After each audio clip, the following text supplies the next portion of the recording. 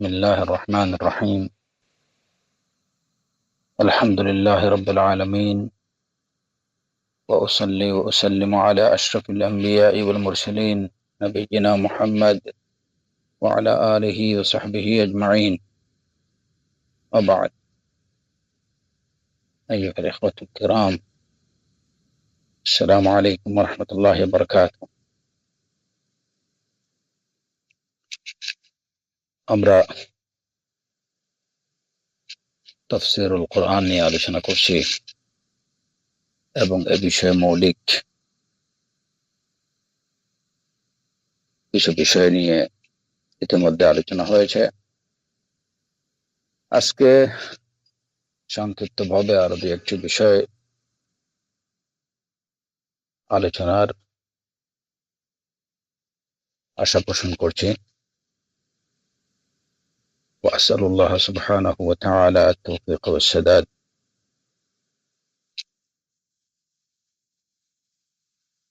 আজকের আলোচনার বিষয়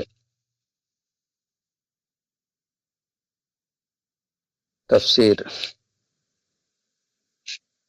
কত প্রকার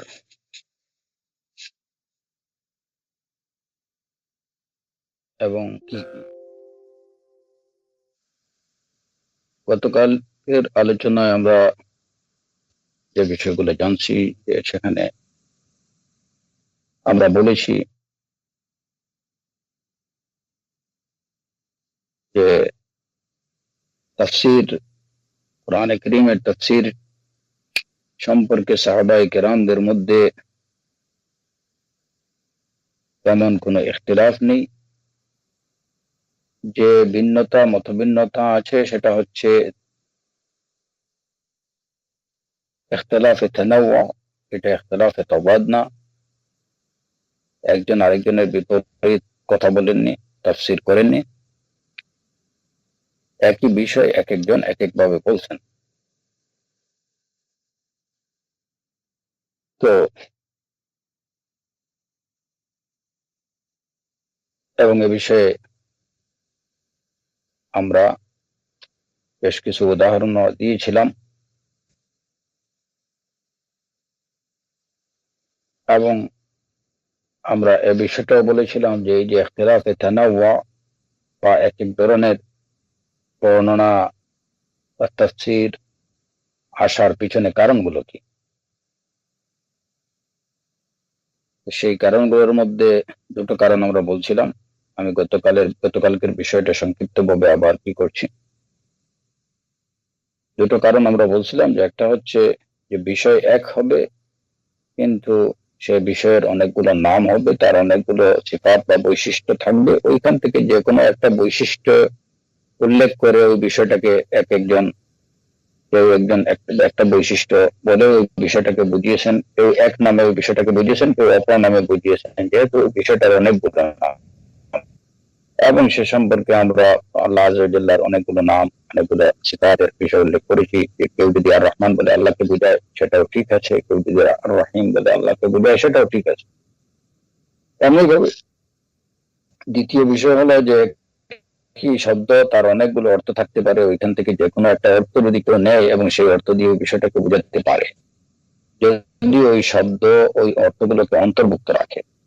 কিংবা হতে পারে এমন যে একটা শব্দ তার অনেকগুলো অর্থ আছে এবং সেই শব্দের যে অর্থটা, সেই অর্থের একটা পার্ট নিয়ে যদি কেউ ওই বিষয়টাকে বুঝায়, কেউ হয়তো পার্ট নিয়ে ওই বিষয়টাকে বোঝাতে পারে। এটা ছিল গতকালকের আলোচনা। আমি হয়তো মেনশন করিনি, দুটো বিষয় মেনশন করছিলাম, যদিও ওই দ্বিতীয় বিষয়ের মধ্যেই এগুলো আছে, কিন্তু তারপরেও বিষয়টা ক্লিয়ার করতে চাই। তো কোরআনে কারীমে আমরা বলেছি যে কোরআনে কারীমে মুতারাদিফ আলফাজ নেই, শব্দ নেই। যেগুলো আছে সেগুলোকে মুতাকাফিআ বলা হয়, যে একই বিষয় বোঝানোর জন্য ভিন্ন ভিন্ন শব্দ ব্যবহার করা হয়েছে, কিন্তু তার অর্থ এই না যে অর্থের দিক থেকে দুটোই একদম শতভাগ সমান। অবশ্যই অর্থের মধ্যে কিছুটা হেরফের আছে, যদিও মূল বিষয় এক। আমরা যেমন বলেছিলাম যা এবং আতা, আমরা বলেছিলাম রাইবুন মেরিয়াতুন, আমরা বলেছিলাম ওয়ালাদুন গুলামুন। তো বিষয়বস্তু এইগুলা হচ্ছে ইয়াতাকারাবুল মানা, মানে মূল অর্থটার কাছাকাছি একটা ব্যাখ্যা। শব্দ ভিন্ন, কিন্তু যেমন ওয়ালাদুন যে অর্থ বোঝায়, গোলামুন সে অর্থ বোঝায় না। এমনি ভাবে রাইবুন যে অর্থ বোঝায় মিরিয়াতুন হুবহু শতভাগ সেই অর্থ বোঝায় না। যা যে অর্থ বোঝায় আতা শতভাগ সেই অর্থ বোঝায় না। সুতরাং এই এই এই দৃষ্টিতে কোরআনে কারীমের মধ্যে মুতারাদিফ আলফাজ বা সিনোনিমস বলতে আদৌ নেই। তো এই যে শব্দগুলো আছে যে কাছাকাছি, একটার কাছাকাছি আর একটার অর্থ, খুবই কাছাকাছি একটা অর্থ, এইগুলাকে বলা হয় আলফাজে মুতাকাফিআ। দেখা যায় যে একটা থেকে আরেকটার মধ্যে কিছু অর্থ বেশি আছে, বা একটা থেকে আরেকটার মধ্যে অর্থ কিছু কম আছে, কিংবা একটার মধ্যে বিষয়টা হয়তো একটু শক্তভাবে বোঝানো হয়েছে, আরেকটাতে একটু বিষয়টা আরেকটু নরম ভাবে, ওই অর্থই আরেকটু নরম ভাবে আছে। হ্যাঁ, শতভাগ দুইটা শব্দের অর্থের মধ্যে মিল নেই। তো এখন যেমন দেখা যায় যে একটা শব্দ, যেমন ধরেন আমরা সাইফুন, সাইফুন এটা বা তলোয়ার। সাইফুনের যে মানে সমার্থক শব্দ, সমার্থবোধক যে শব্দটা আছে বাত্তার, তারপরে মুহান্নাদ, সারিম, এই সারিমা তলোয়ারকে বোঝায়, বাত্তার এটাও তলোয়ারকে বোঝায়, তারপরে মুহান্নাদ এটাও তলোয়ারকে বোঝায়। কিন্তু এখানে দেখা যায় যে সাইফুন এটা তলোয়ার, বাত্তারুন তলোয়ার, সারিমুন তলোয়ার, মুহান্নাদুন এটাও তলোয়ার। কিন্তু এই সবগুলা শব্দ একই ধরনের তলোয়ারকে বোঝাচ্ছে না, এর মধ্যে কিছুটা পার্থক্য আছে, মানে তার অর্থ বা তার বৈশিষ্ট্যের মধ্যে কিছু, যদিও জেনারেলি খুব কাছাকাছি অর্থ, সবগুলাই কি তলোয়ারকে বোঝাচ্ছে, কিন্তু সেই মূল অর্থের সাথে এডিশনাল কিছু অর্থ আছে। যেমন আমরা যখন বলবো মুহান্নাদ, হ্যাঁ, মুহান্নাদ বললে বোঝা যায় যে এটা কি হিন্দি তলোয়ার। বাত্তার যখন বলা হয় তখন বোঝা যায় খুবই শার্প একটা তলোয়ার। সাইফুন বললে সেটা তলোয়ার বোঝায়, সব বোঝায়, কিন্তু যখন বাত্তার বলা হবে তখন এটা বোঝে যে খুবই ধারালো একটা তলোয়ার। হ্যাঁ, তারপরে সারিম যখন বলা হবে তখন বোঝা যাবে যে এটা খুবই ধারালো এবং খুবই কঠিন বা শক্ত একটা তলোয়ার। তো এখন কেউ যদি সারিম বলে তলোয়ারকে বোঝায়, তার এই অর্থকে যেহেতু মূল অর্থটা কি আছে এর মধ্যে আছে, সুতরাং তার এই ব্যাখ্যাটা ঠিক আছে। বাত্তার বলতে কেউ যদি শুধু তলোয়ারকে বোঝায় সেটাও ঠিক আছে, মুহান্নাদ বলতে যদি শুধু তলোয়ারকে বোঝায় সেটা ঠিক আছে।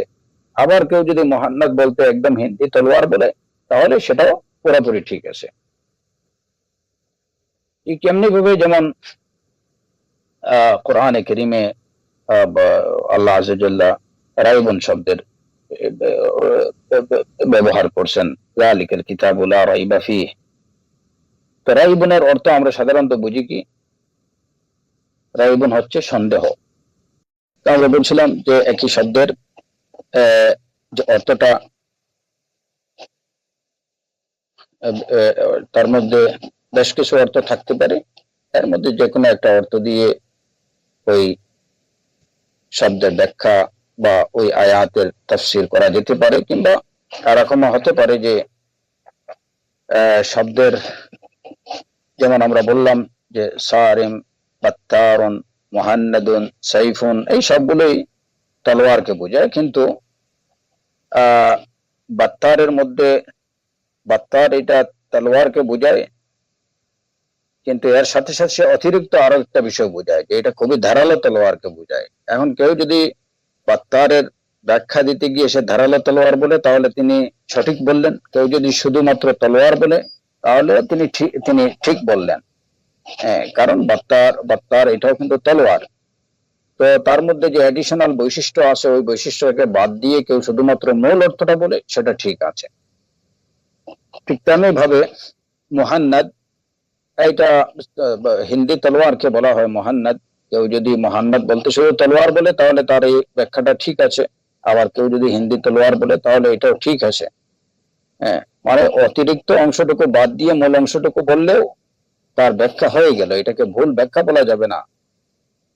এমনি ভাবে যেমন কোরআনে কারীমে আল্লাহ আযজা ওয়া জাল্লা বলছেন লা রাইবা ফিহি, তারপরে অন্য আয়াতে আল্লাহ আযজা ওয়া জাল্লা বলছেন ইন কুনতুম ফি রাইবিন ইন কুনতুম ফি রাইবিন মিনাল বাস।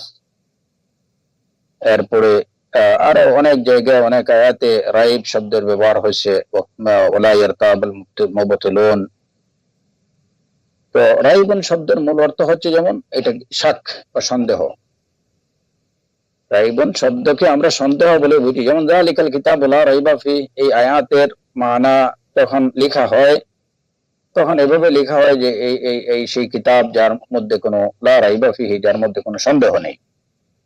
কিন্তু প্রকৃত অর্থে যদি আমরা একদম শতভাগ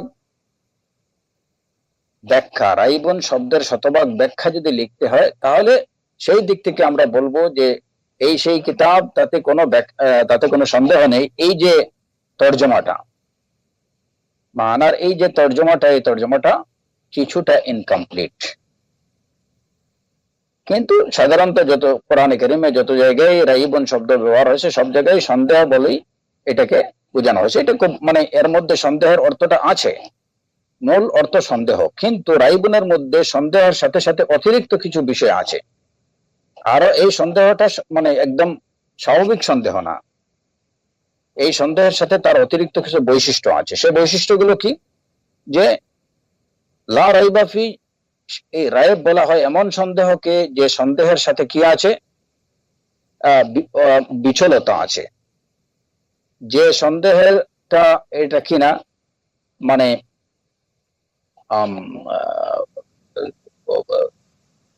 যে সন্দেহটা মানে বলা যাবে যে কোনো সেটেলড সন্দেহ না।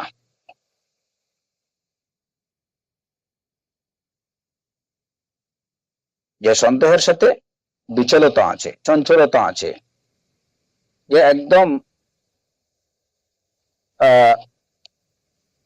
মনস্থির করে বা একদম ঠান্ডা ভাবে একটা সন্দেহ, মানে যেটাকে বলা হয় যে নিশ্চিত সন্দেহ। নিশ্চিত সন্দেহ যার মধ্যে যে সন্দেহের মধ্যে যে সন্দেহটা নিশ্চিত না। যেমন কেউ বললো যে আমার নিশ্চিত সন্দেহ, বা সে অনেকটা মানে কি তার এই সন্দেহটা, তার সন্দেহের ব্যাপারে তার আর কোনো সন্দেহ নেই, এ ধরনের সন্দেহকে রাইবুন বলা হয় না। রাইবুন হচ্ছে এমন ধরনের সন্দেহ যে সন্দেহের সাথে, যে সন্দেহের মধ্যে সন্দেহ আছে, সংশয় আছে, ইজতিরাব আছে, যেটার মধ্যে হুদু নেই।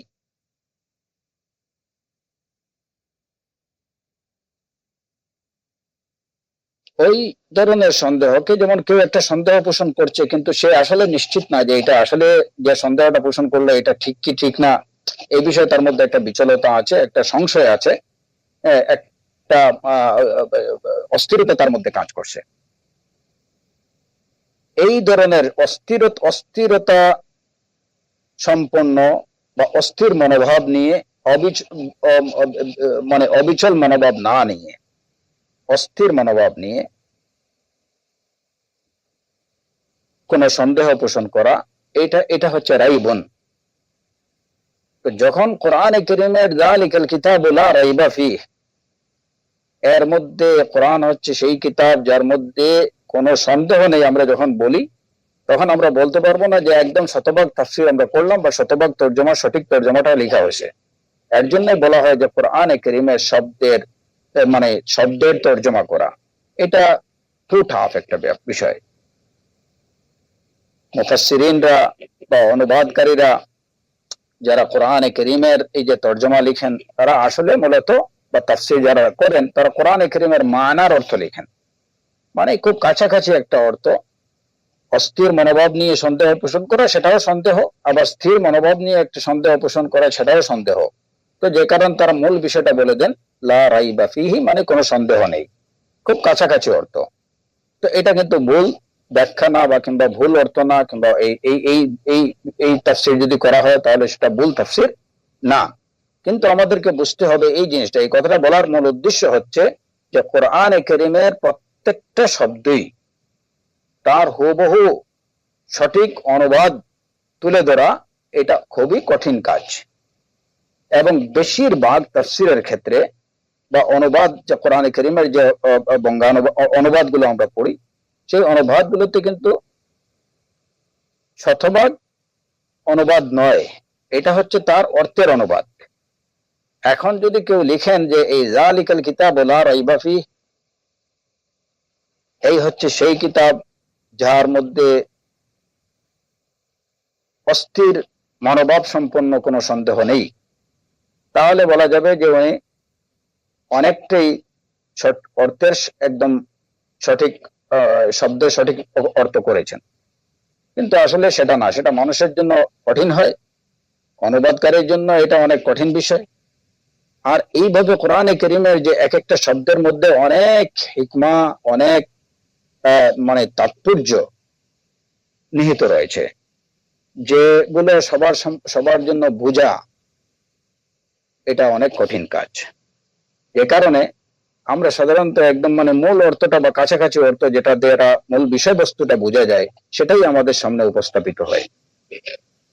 তো সুতরাং কোরআনে কারীমের একদম প্রত্যেকটা শব্দের অনুবাদ করা এটা এটা প্রায় অসম্ভব বিষয়।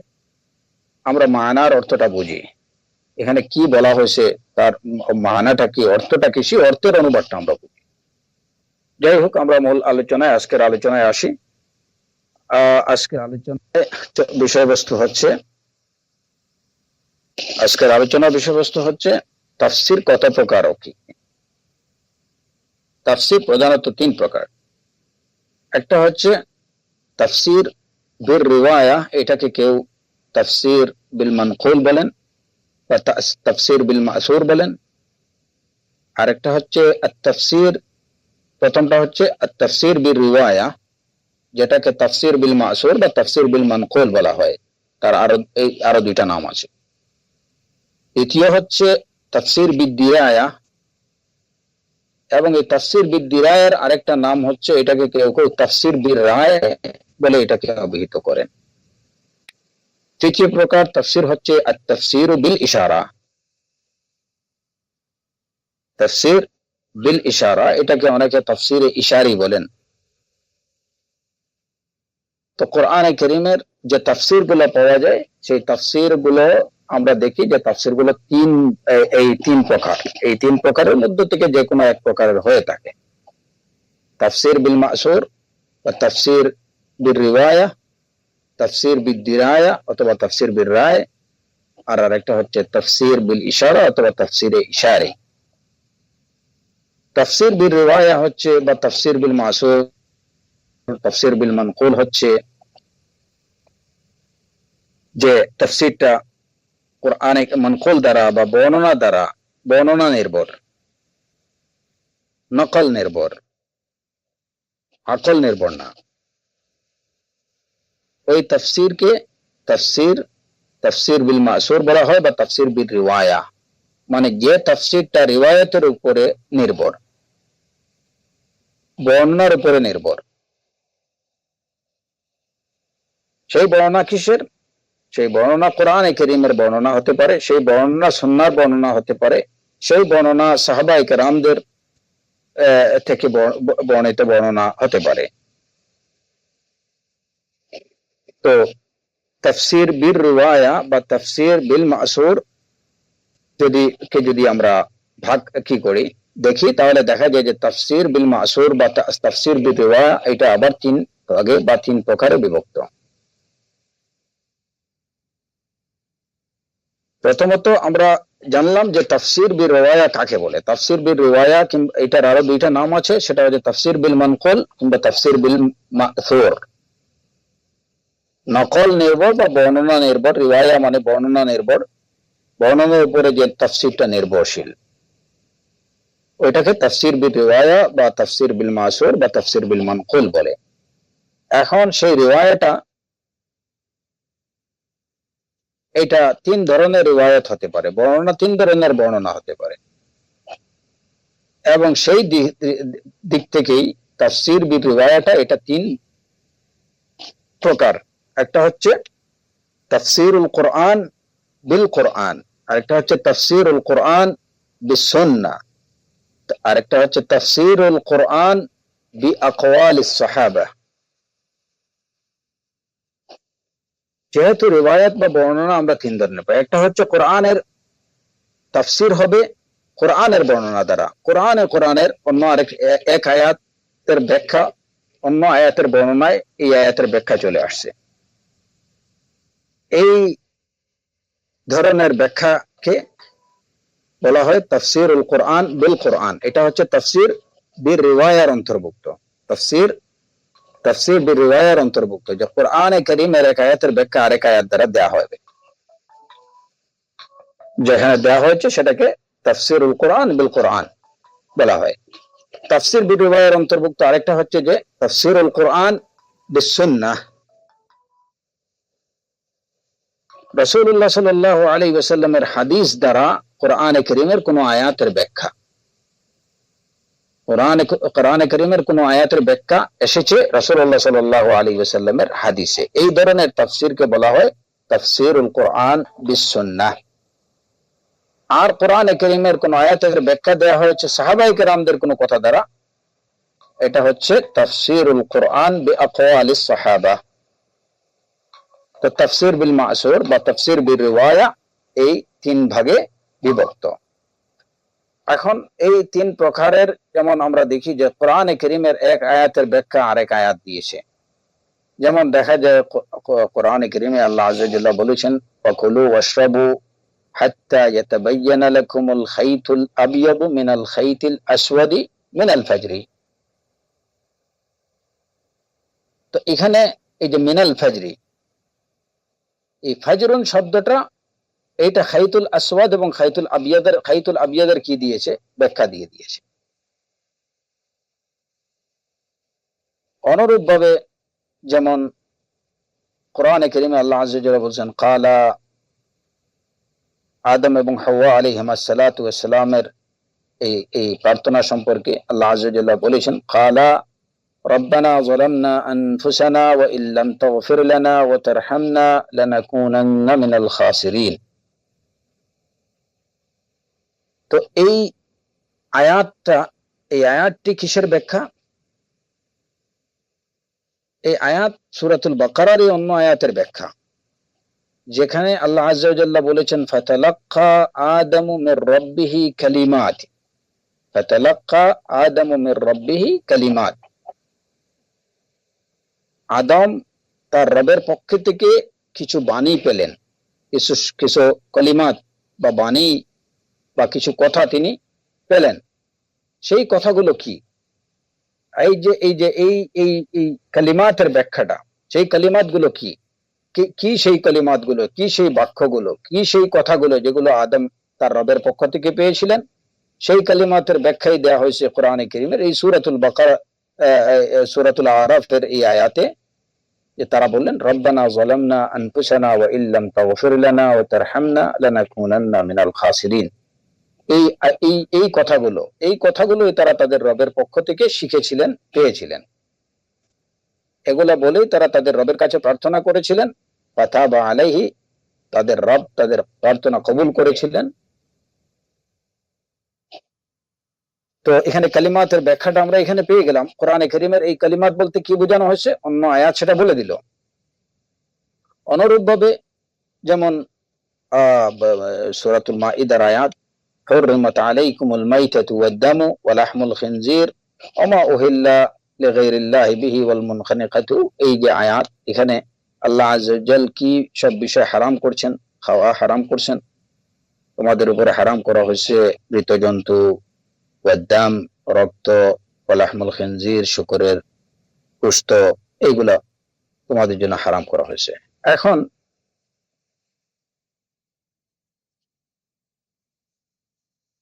এই আয়াত এই আয়াত কিসের ব্যাখ্যা দিচ্ছে?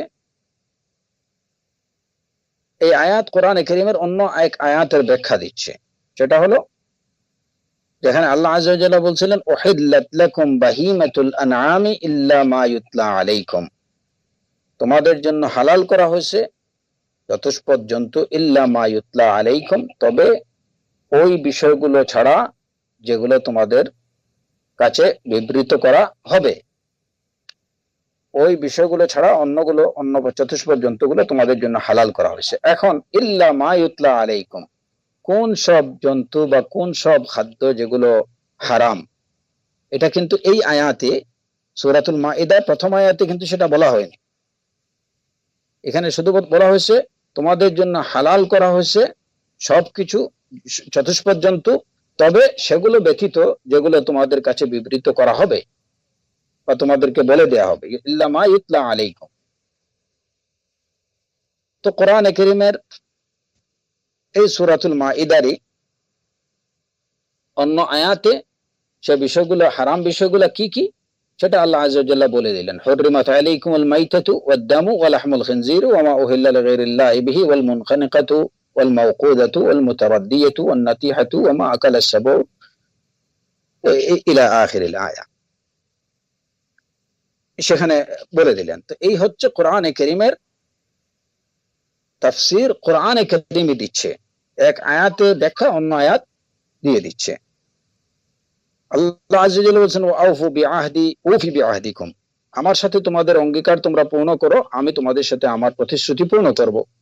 সেই প্রতিশ্রুতি কি?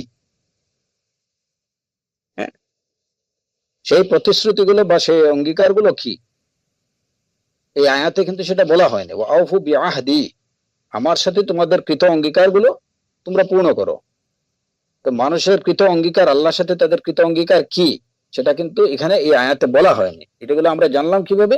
সেটা কোরআনে কারীমের অন্য আয়াতই আমাদেরকে জানিয়ে দিল। এই আয়াতের তাফসীর অন্য আয়াত দিয়ে দিল, যেখানে আল্লাহ আযজা ওয়া জাল্লা বলছেন লা ইন আকামতুমুস সালাতা ওয়া আতাইতুমুজ যাকাতা ওয়া আমানতুম বিরুসুলি ওয়া আযযারতুমুহুম ওয়া আকরাদতুমুল্লাহা কারদান হাসানা লা উকাফিরান্না আনকুম সাইয়্যাতিকুম লা উকাফিরান্না আনকুম সাইয়্যাতিকুম, যদি তোমরা সালাত কায়েম করো, যাকাত দাও, আমার রাসূলদের প্রতি বিশ্বাস ঈমান আনো, তাদেরকে সাহায্য করো এবং আল্লাহকে উত্তম কার্য দাও, তাহলে আমি তোমাদের গুনাহগুলো মিটিয়ে দেব, দূর করে দেব।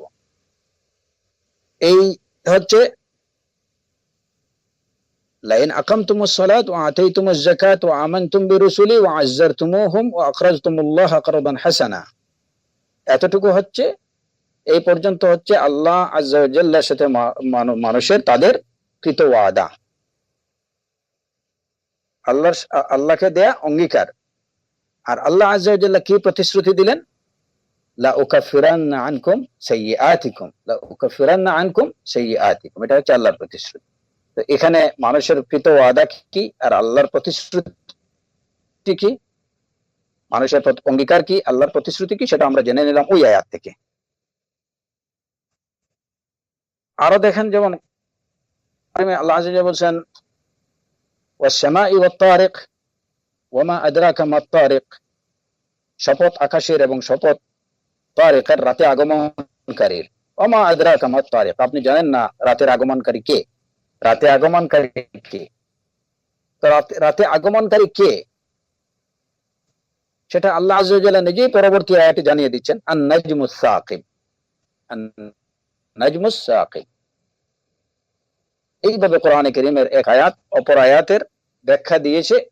এটাকে বলা হয় তাফসীর বির রিওয়ায়া এবং তাফসীরুল কুরআন বিল কুরআন, কোরআনের ব্যাখ্যা দিচ্ছে। দ্বিতীয় হলো যে রাসূলুল্লাহ সাল্লাল্লাহু, কোরআনে কারীমের এক আয়াতের ব্যাখ্যা পাওয়া যাচ্ছে রাসূল সাল্লাল্লাহু আলাইহি ওয়াসাল্লামের সুন্নাতে, সুন্নাহ কোরআনের ব্যাখ্যা দিচ্ছে। যেমন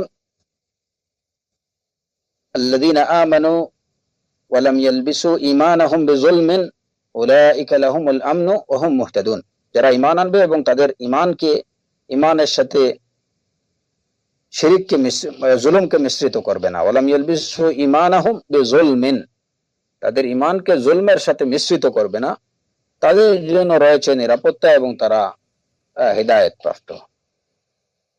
এখন আল্লাযীনা আমানু ওয়া লাম ইয়ালবিসু ঈমানাহুম বিযুলমিন, এখানে জুলুম বলতে কোন জুলুমকে বোঝানো হয়েছে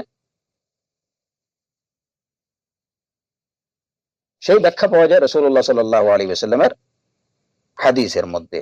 রাসূল সাল্লাল্লাহু আলাইহি ওয়াসাল্লাম বলে দিয়েছেন যে এখানে জুলুম বলতে শিরককে বোঝানো হয়েছে, এবং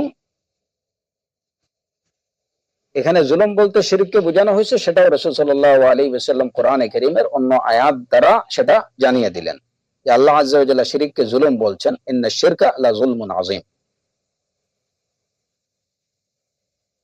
তো এখানে জুলুম বলতে এই আয়াতে আল্লাযীনা আমানু ওয়া লাম ইয়ালবিসু ঈমানাহুম বিযুলমিন, জুলুম বলতে কি বোঝানো হয়েছে সেই ব্যাখ্যাটা পাওয়া গেল সুন্নাহ দ্বারা, রাসূলুল্লাহ সাল্লাল্লাহু আলাইহি ওয়াসাল্লামের সুন্নাহ থেকে পাওয়া গেল। এমনি ভাবে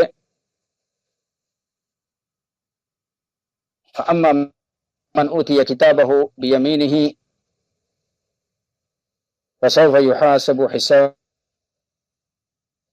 ইলা আহলিহি মাসরুরা। এখানে হিসাব বলতে কি বোঝানো হয়েছে বা হিসাবে ইয়াসির বলতে কি বোঝানো হয়েছে সেই ব্যাখ্যাটা পাওয়া যায় রাসূলুল্লাহ সাল্লাল্লাহু আলাইহি ওয়াসাল্লামের হাদিসে। فأما من أوتي كتابه بيمينه فسوف يحاسب حسابا يسيرا, এই আয়াতে আল্লাহ আযজা ওয়া জাল্লা বললেন যার কিতাবটা ডান হাতে দেয়া হবে অচিরেই তার থেকে হিসাব নেওয়া হবে, সহজ হিসাব, ওয়ানকালিবু ইলা আহলিহি মাসরুরা, এবং সে খুশি মনে তার আহলের কাছে, পরিবারের কাছে ফিরে যাবে। এখানে হিসাবে ইয়াসির বলতে কি বোঝায়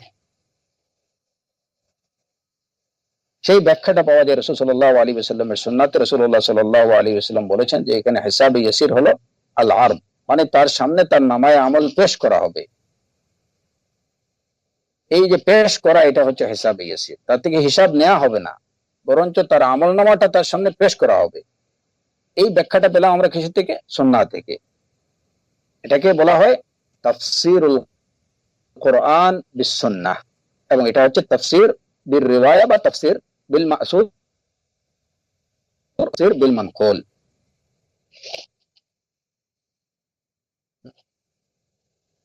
এরপরে যেমন কোরআনে কারীমে আল্লাহ আযজা ওয়া জাল্লা বলেছেন আ'ইদ্দু লাহুম মাসতাতা'তুম মিন কুওয়া, আ'ইদ্দু লাহুম মাসতাতা'তুম মিন কুওয়া, কাফেরদের বিরুদ্ধে যুদ্ধের জন্য তোমরা নিজের সামর্থ্য অনুযায়ী শক্তি সংগ্রহ করো। এখন এই শক্তি বলতে কি, এর ব্যাখ্যাটা কি? সেই ব্যাখ্যা পাওয়া যায় রাসূলুল্লাহ সাল্লাল্লাহু আলাইহি ওয়াসাল্লামের সুন্নাতে। তিনি এর ব্যাখ্যায় বলেছেন যে আলা ইন্নাল কুওয়া আর রামি, আল কুওয়া আর রামি, এখানে কুওয়া বলতে রামিকে বোঝানো হয়েছে, শত্রুর উপরে নিক্ষেপিত তীর, বল্লম, ধনুক, এগুলাকে বোঝানো হয়েছে। আর রামি যেগুলা শত্রুর প্রতি নিক্ষেপ করা হয়, আল কুওয়া আর রামি, কুওয়াত বলতে রামিকে বোঝানো হয়েছে। ব্যাখ্যা পাওয়া গেল রাসূল সাল্লাল্লাহু আলাইহি ওয়াসাল্লামের সুন্নাহ থেকে। এখন তাফসীর বিল রিওয়ায়াতের এই যে দুইটা প্রকার, তাফসীরুল কোরআন বিস সুন্নাহ এবং তাফসীরুল কোরআন বিল কোরআন, তাফসীরুস কোরআন বিস সুন্নাহ, এই দুটি তাফসীর সম্পর্কে কোনো সন্দেহ নেই যে এগুলা কি তাফসীরের সর্বোচ্চ পর্যায়ের, মর্যাদার দিক থেকে, গ্রহণযোগ্যতার দিক থেকে তাফসীর বিল রিওয়ায়া এবং তাফসীর বিল রিওয়ায়ার এই দুটি প্রকার, প্রথম দুটি প্রকার হচ্ছে সর্বোচ্চ পর্যায়ে, যেগুলোর বিষয়ে কোনো শক নেই, শোভা নেই, নিঃসন্দেহে গ্রহণযোগ্য। কারণ আল্লাহ আযজা ওয়া জাল্লা কোরআনের তাফসীর যখন আমরা কোরআন থেকে পাই, তাহলে আল্লাহ আযজা ওয়া জাল্লা এই আয়াত দ্বারা কি বোঝাতে চেয়েছেন সেটা আমরা তার থেকেই জেনে নিলাম। আর কোরআনের ব্যাখ্যা যখন আমরা সুন্নাহ দ্বারা পাই, তো রাসূল সাল্লাল্লাহু আলাইহি ওয়াসাল্লাম তিনিও কিন্তু লা ইয়ানতিকু আনিল হাওয়া ইন হুয়া ইল্লা ওয়াহয়ুন ইউহা, রাসূল সাল্লাল্লাহু আলাইহি ওয়াসাল্লাম তিনি মন গড়া কোনো কথা বলেন না, যা বলেন ওয়াহির দ্বারাই বলেন।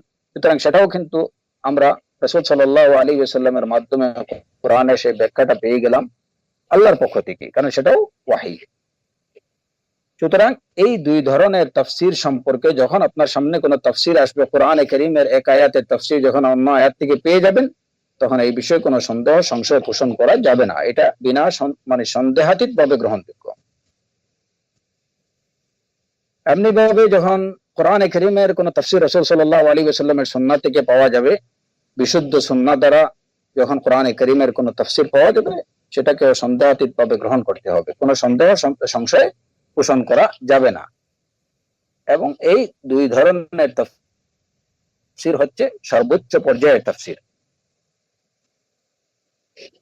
তাফসীর বিল রিওয়ায়ার তৃতীয় প্রকার হলো তাফসীরুল কোরআন বি আকওয়ালিস সাহাবা। সাহাবায়ে কেরাম কোরআনে কারীম থেকে কোরআনে কারীমের কোনো আয়াতের ব্যাখ্যা যখন পাওয়া যায়, তো সাহাবায়ে কেরামদের থেকে যখন কোরআনে কারীমের কোনো আয়াতের ব্যাখ্যা পাওয়া যায়, এই তাফসীরটাও কিন্তু তাফসীর বিল মানকুল, বা এটাও বর্ণনা নির্ভর তাফসীরের পর্যায়ভুক্ত, এটাও বর্ণনা নির্ভর তাফসীরের পর্যায়ভুক্ত। কিন্তু প্রথমত আমাদের এই বিশ্বাস রাখতে হবে যে সাহাবায়ে কেরামদের কথা দ্বারা কোরআনে কারীমের কোন তাফসীর, কথা থেকে কোরআনে কারীমের কোন তাফসীর যদি পাওয়া যায়, তাহলে এটার মান বা এটার স্তরটা প্রথম দুটি স্তরের মতো নয়। কোরআনে কারীমের তাফসীরের মধ্যে সর্বোচ্চ পর্যায় হচ্ছে বা সর্বোচ্চ মান এবং স্তরের তাফসীর হচ্ছে তাফসীরুল কোরআনি বিল কোরআন। দ্বিতীয় পর্যায়ে আছে তাফসীরুল কোরআনি বিস সুন্নাহ, এবং তৃতীয় পর্যায় হলো তাফসীরুল কোরআনি বি আকওয়ালিস সাহাবা। সাহাবায়ে কেরামদের কথার মধ্যে যদি কথা দ্বারা যদি কোরআনে কারীমের কোনো আয়াতের তাফসীর জানা যায়, তাহলে এটাও কিন্তু তাফসীর বিল রিওয়ায়া, তবে এটা তৃতীয় পর্যায়ে, এবং অন্য সব তাফসীর থেকে প্রথম দুটি বাদ দিয়ে অন্য সব তাফসীর থেকে এটা উচ্চ পর্যায়ের। প্রথম দুটি বাদ দিয়ে তাফসীরুল কোরআন বিল কোরআন, তাফসীরুস সুন্নাহ, তাফসীরুল কোরআন বিস সুন্নাহ, এই দুটির পরে হচ্ছে এটির স্থান। এখন এই যে তাফসীরুস সাহাবা বা সাহাবায়ে কেরামদের থেকে যে তাফসীর পাওয়া যায়, এটাও কিন্তু গ্রহণযোগ্য। কথা হলো যে সাহাবায়ে কেরামদের থেকে যে তাফসীর পাওয়া যায়, সেই তাফসীরটা এটা মারফু, বা এটা রাসূলুল্লাহ সাল্লাল্লাহু আলাইহি ওয়াসাল্লাম থেকে বর্ণিত তাফসীর হিসাবে এটাকে ধরা যাবে, নাকি এটা মাওকুফ মানে সাহাবায়ে কেরামদের কথা হিসাবে এটাকে গ্রহণ করতে হবে, এই বিষয়ে উলামায়ে কেরামদের মধ্যে দ্বিমত আছে। ধরেন একটা আয়াতের তাফসীর সম্পর্কে ইবনে আব্বাস রাদিয়াল্লাহু আনহু থেকে একটি কথা পাওয়া গেল, বা ইবনে মাসউদ রাদিয়াল্লাহু আনহু থেকে একটা ব্যাখ্যা পাওয়া গেল। এখন এই ব্যাখ্যাটাকে আমরা কি মনে করব যে উনি এই ব্যাখ্যা দিয়েছেন, ইবনে মাসউদ রাদিয়াল্লাহু আনহু কিংবা ইবনে আব্বাস রাদিয়াল্লাহু আনহু, উনি এই ব্যাখ্যা দিয়েছেন রাসূল সাল্লাল্লাহু আলাইহি ওয়াসাল্লাম থেকে, নাকি এই ব্যাখ্যাটা তার?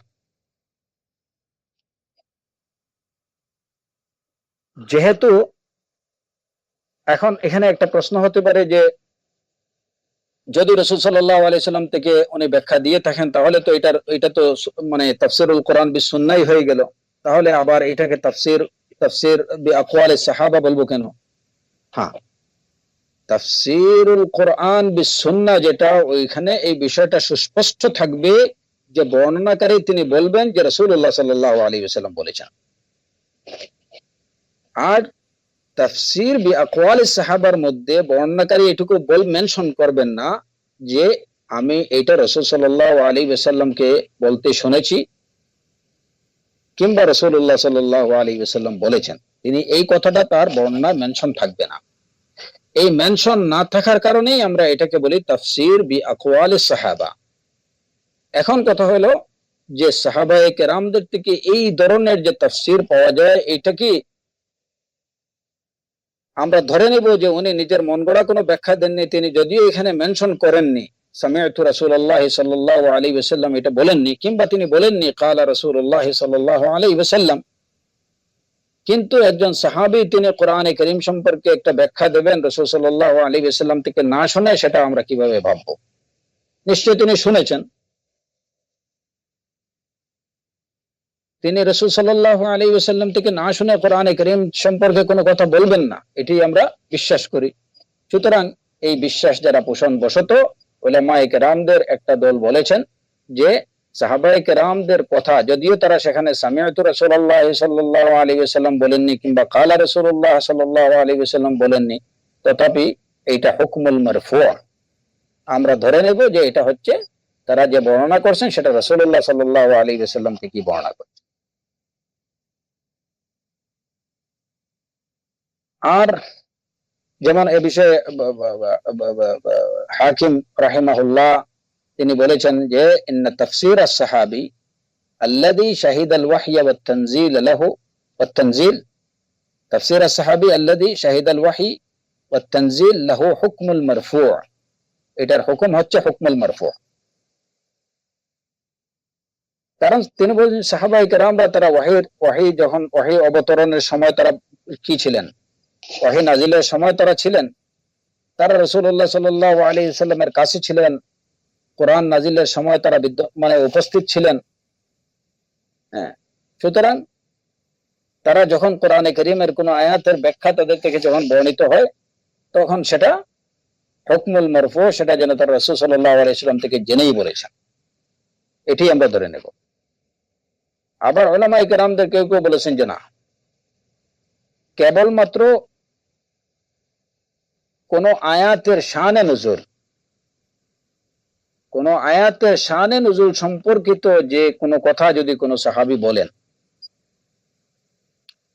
কোরআনে কারীমের কোন আয়াতের অবতীর্ণ হওয়ার কারণ সম্পর্কে যদি কোনো কথা কোনো সাহাবী থেকে বর্ণিত হয়, তাহলে সেটা মারফু'ের অর্থাৎ সেটা রাসূল সাল্লাল্লাহু আলাইহি সাল্লাম থেকেই তিনি বর্ণনা করেছেন বলে গণ্য হবে। এছাড়া কোরআনে কারীমের আয়াতের সম্পর্কে অন্য কোনো কথাবার্তা, অন্য যে তাফসীরগুলো, ব্যাখ্যাগুলো, সেই ব্যাখ্যাগুলোতে যদি এই কথা মেনশন না থাকে, সাহাবী যদি এইটুকু বলে না থাকেন যে আমি রাসূল সাল্লাল্লাহু আলাইহি ওয়াসাল্লামকে বলতে শুনেছি কিংবা রাসূলুল্লাহ সাল্লাল্লাহু আলাইহি ওয়াসাল্লাম বলেছেন, তাহলে সেটা মারফু'ের হুকুম পাবে না, বরং আমরা বলবো যে এই কথাটা মাওকুফ আলা সাহাবী, মাওকুফ আলা সাহাবী, যে এটা সাহাবীর বর্ণনা। পার্থক্যটা এই জায়গাতে খেয়াল রাখবেন। তো উলামাদের এই যে এই ইখতিলাফটা হচ্ছে এই জায়গাতে। কেউ বলেছেন যে আয়াত অবতীর্ণের কারণ সম্পর্কে যদি, যেমন ইবনে আব্বাস রাদিয়াল্লাহু আনহু থেকে যদি এমন কোন বর্ণনা পাওয়া যায় যে এই আয়াত নাজিলের কারণ হচ্ছে এটা, তিনি বলেননি যে রাসূল সাল্লাল্লাহু আলাইহি ওয়াসাল্লাম বলেছেন কিংবা আমি রাসূল সাল্লাল্লাহু আলাইহি ওয়াসাল্লামকে বলতে শুনেছি, এত সত্ত্বেও যখন তিনি কিংবা ইবনে মাসউদ রাদিয়াল্লাহু আনহু বা এরকম সাহাবায়ে কেরামদের কেউ যদি বলেন যে এই আয়াত নাজিলের কারণ হচ্ছে এই, এটার শানে নুজুল হচ্ছে এই, তাহলে আমরা ধরে নেব যে তিনি এটা রাসূল সাল্লাল্লাহু আলাইহি ওয়াসাল্লাম থেকে শুনেই বলেছেন। এটার হুকুম হচ্ছে হুকমুল মারফু'। কারণ এই আয়াত কোন প্রেক্ষাপটে নাজিল হলো, এ বিষয়টা কোন সাহাবীর জানার কথা না। সাহাবীর জানার কথা না মানে তিনি নিজে ব্যাখ্যা করে বা নিজে মন গড়া তার নিজের পক্ষ থেকে বলার কোনো সুযোগ এই জায়গাতে নেই। এই আয়াতটা কোন প্রেক্ষাপটে নাজিল হয়েছে সে বিষয়টা সম্পর্কে কেবল রাসূলুল্লাহ সাল্লাল্লাহু আলাইহি ওয়াসাল্লামই জানেন, অন্য কারো জানার সুযোগ নেই। তো যখন একজন সাহাবী বলবেন যে এই আয়াতটি নাজিল হয়েছে এই প্রেক্ষাপটে, তাহলে বুঝতে হবে যে অবশ্যই তাকে এই বিষয়টা রাসূল সাল্লাল্লাহু আলাইহি ওয়াসাল্লাম বলেছেন যে এই আয়াত নাজিল হয়েছে এই প্রেক্ষাপটে, এবং এই কথাটা তিনি রাসূল সাল্লাল্লাহু আলাইহি ওয়াসাল্লাম থেকে শুনেছেন, যে কারণে এটাকে হুকমুল মারফু' দেয়া হবে। তো এই হচ্ছে তাফসীর সাহাবায়ে কেরামদের, মানে আকওয়ালুস সাহাবা, তাফসীর বি আকওয়ালিস সাহাবা সম্পর্কে উলামায়ে কেরামদের এই ইখতিলাফটুকু। আলা কুল্লি হাল, সেটা হুকমুল মারফু' হোক কিংবা হুকমুল মারফু' নাই হোক, তারপরে এটা তাফসীর বির রিওয়ায়া বা বর্ণনা নির্ভর তাফসীরের পর্যায়ভুক্ত, এবং তাফসীর বির রায় থেকে এটা অনেক বেশি গ্রহণযোগ্য। তাফসির বির রায় থেকে শতগুণ বেশি গ্রহণযোগ্য হচ্ছে তাফসির বি আকওয়াল সাহাবা, সেটা মরফুর হুকুম হোক কিংবা নাই হোক, শানে নজুল সম্পর্কিত কথা হোক কিংবা আয়াতের জেনারেল কোনো ব্যাখ্যা হোক, তাফসির হোক, সর্ব অবস্থায় তাফসির বিল রায় বা তাফসির বিল ইশারা এই সব তাফসির থেকে তাফসির বি আকওয়াল সাহাবা হচ্ছে এটা প্রাধান্য পাবে। কারণ সাহাবায় প্রথম কথা হচ্ছে যে সাহাবায়ে কেরামদের আদালত, তাদের বিশ্বস্ততা, তারপরে হচ্ছে যে কোরআনে কারীমের ভাষা, ফাসাহাত, বালাগাত, লুগা এবং ইজতিহাদের যে সামর্থ্য, এই সবগুলো পরবর্তী সবার থেকে বেশি ছিল সাহাবায়ে কেরামদের মধ্যে। সত্যবাদিতা, এই সব গুণাবলীগুলো পরবর্তী সবার থেকে বেশি ছিল সাহাবায়ে কেরামদের মধ্যে। সুতরাং পরবর্তী যে কোনো তাফসির, যে কারো তাফসির থেকে সাহাবায়ে কেরামদের তাফসির হচ্ছে বেশি প্রাধান্য পাবে, এর গ্রহণযোগ্যতা অনেক বেশি।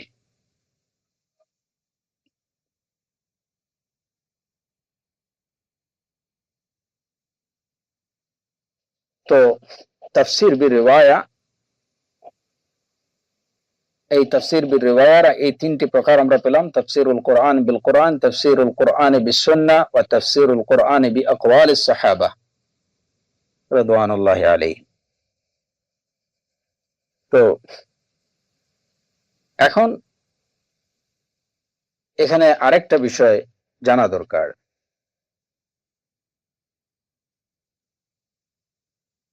যে তাফসির বিল রিওয়ায়া এটাও যে সব সময় কি হবে, গ্রহণযোগ্য হবে তা না।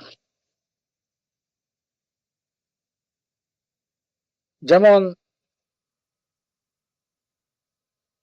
দেখা গেল যে রাসূল সাল্লাল্লাহু আলাইহি ওয়াসাল্লাম থেকেই বর্ণনা করছেন কোন একজন সাহাবী কোরআনে কারীমের কোন একটি আয়াতের তাফসীর, কিন্তু সেই বর্ণনা ধারাটা খুবই দুর্বল, সেই বর্ণনা ধারাটা খুবই দুর্বল, কিংবা এর মধ্যে নাম না জানা কিংবা অবস্থা না জানা এরকম অনেক রাবী আছেন। এই কারণে কিন্তু রাসূল সাল্লাল্লাহু আলাইহি ওয়াসাল্লাম থেকে বর্ণিত বর্ণনা বা বর্ণিত তাফসীরটাও বর্ণনা ধারার দুর্বলতার কারণে এটা দুর্বল হয়ে যাবে। সুতরাং কথা হলো যে রাসূল সাল্লাল্লাহু আলাইহি ওয়াসাল্লাম থেকে বিশুদ্ধভাবে বিশুদ্ধ বর্ণনা দ্বারা প্রমাণিত যে তাফসীরটা পাওয়া যাবে, সেটার বিষয়ে কোন ধরনের শক বা সন্দেহ পোষণ করা যাবে না।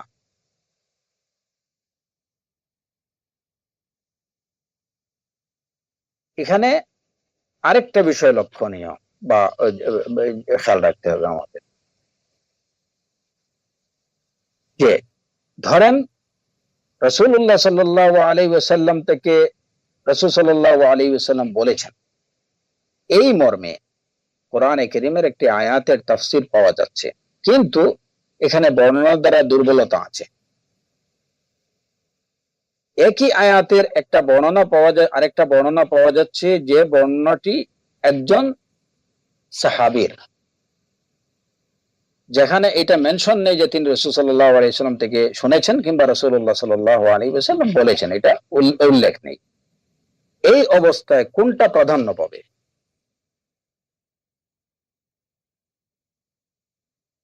উসুলে হাদিসের নিয়ম অনুযায়ী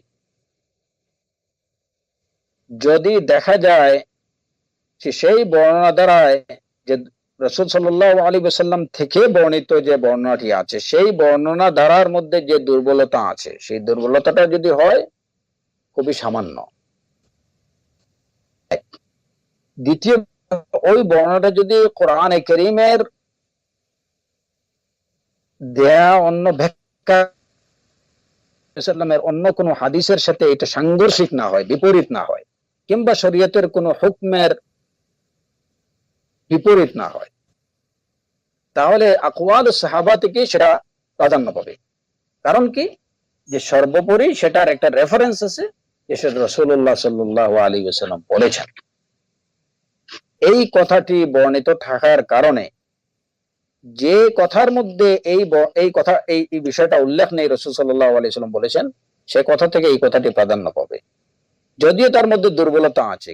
কিন্তু এত সত্ত্বেও ওইখানে যে বিষয়টা উল্লেখ আছে সেটা হচ্ছে রাসূলুল্লাহ সাল্লাল্লাহু আলাইহি ওয়াসাল্লাম বলেছেন। এখন প্রশ্ন হতে পারে যে রাসূল সাল্লাল্লাহু আলাইহি ওয়াসাল্লাম তাই বলে কি আমরা যায়িফ হাদিস মেনে নেব? না, আপনি যায়িফ হাদিস এমনিতে মেনে নেবেন না, এবং এখানে তাফসীরের ক্ষেত্রে আপনি যায়িফ হাদিস মানবেন না, ইল্লা বিশুরুত। ইল্লা বিশুরুত, প্রথম কথা হচ্ছে যে যদি তাফসীরের ওই বিষয়টা এমন না হয় যেটা আকীদার সাথে সম্পর্কিত। এই কথাগুলো ভালো করে খেয়াল করবেন। ধরেন একটা আয়াতের তাফসীর রাসূলুল্লাহ, মানে তাফসীর রাসূল সাল্লাল্লাহু আলাইহি ওয়াসাল্লাম থেকে, তাফসীর সম্পর্কে রাসূল সাল্লাল্লাহু আলাইহি ওয়াসাল্লাম থেকে একটা হাদিস পাওয়া যায়, কিন্তু হাদিসের সনদ দুর্বল। এই ক্ষেত্রে আমরা কি করব?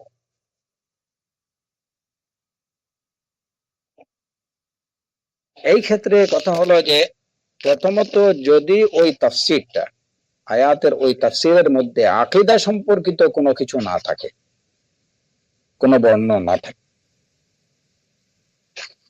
এবং দুর্বলতাটা যদি হয় কম, মানে যেটা খুব মারাত্মক ধরনের দুর্বলতা না, যেমন কিছু দুর্বলতা আছে, এমন কোন রাবি আছেন যে রাবি এখানের মধ্যে কি, যিনি হয়তো হাদিস বর্ণনায় তার থেকে অনেক মিথ্যা প্রমাণিত আছে, মিথ্যা বলার বিষয়টি প্রমাণিত আছে, হ্যাঁ, কিংবা একই বর্ণনায় অনেকজন রাবি যাদের নাম বা অবস্থা কোনো কিছুই জানা নেই, অজানা আছে না, কিংবা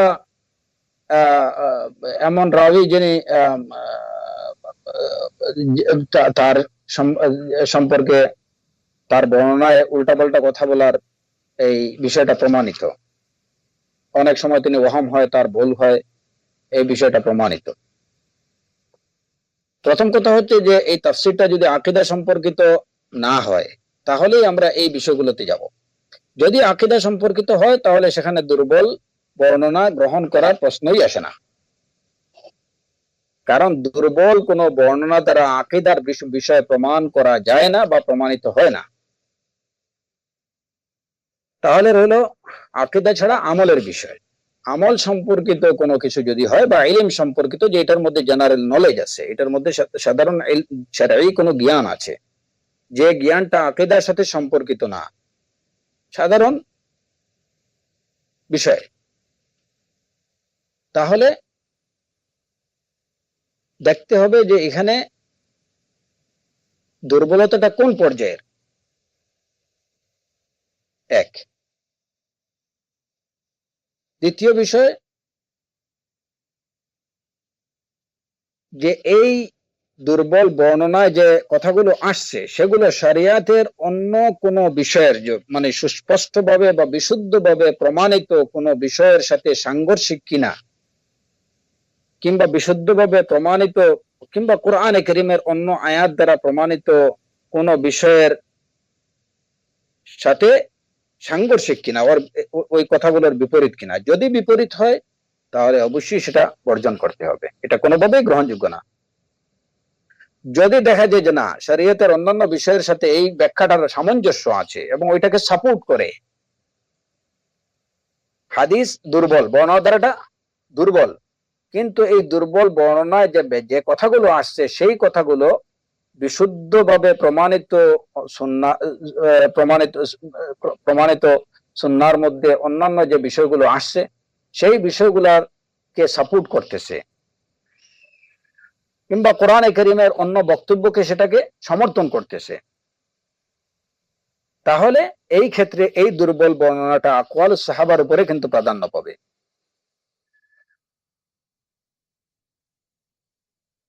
এবং এই উসুল বা এই নিয়মটা হাদিসের ক্ষেত্রে যেমন প্রযোজ্য, তাফসীরুল কোরআন বিস সুন্নাহর ক্ষেত্রে এটা এইভাবে প্রযোজ্য। তো তাফসির বিল মাসুর,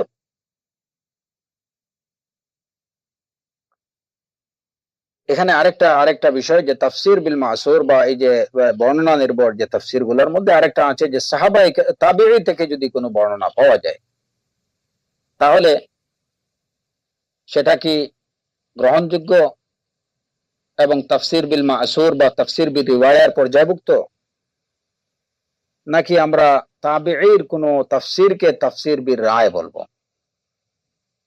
তাবেঈর তাফসির বলতে কি যে তাবেঈ কোনো একটা আয়াতের ব্যাখ্যা দিয়েছেন, সেখানে কিন্তু তিনি কোন সাহাবীর নাম মেনশন করেননি যে আমি ওই সাহাবীকে বলতে শুনেছি বা ওই সাহাবী বলেছেন, এরকম কিছু না। তিনি কথাটা আসছে কোন সাহাবী তিনি বলছেন,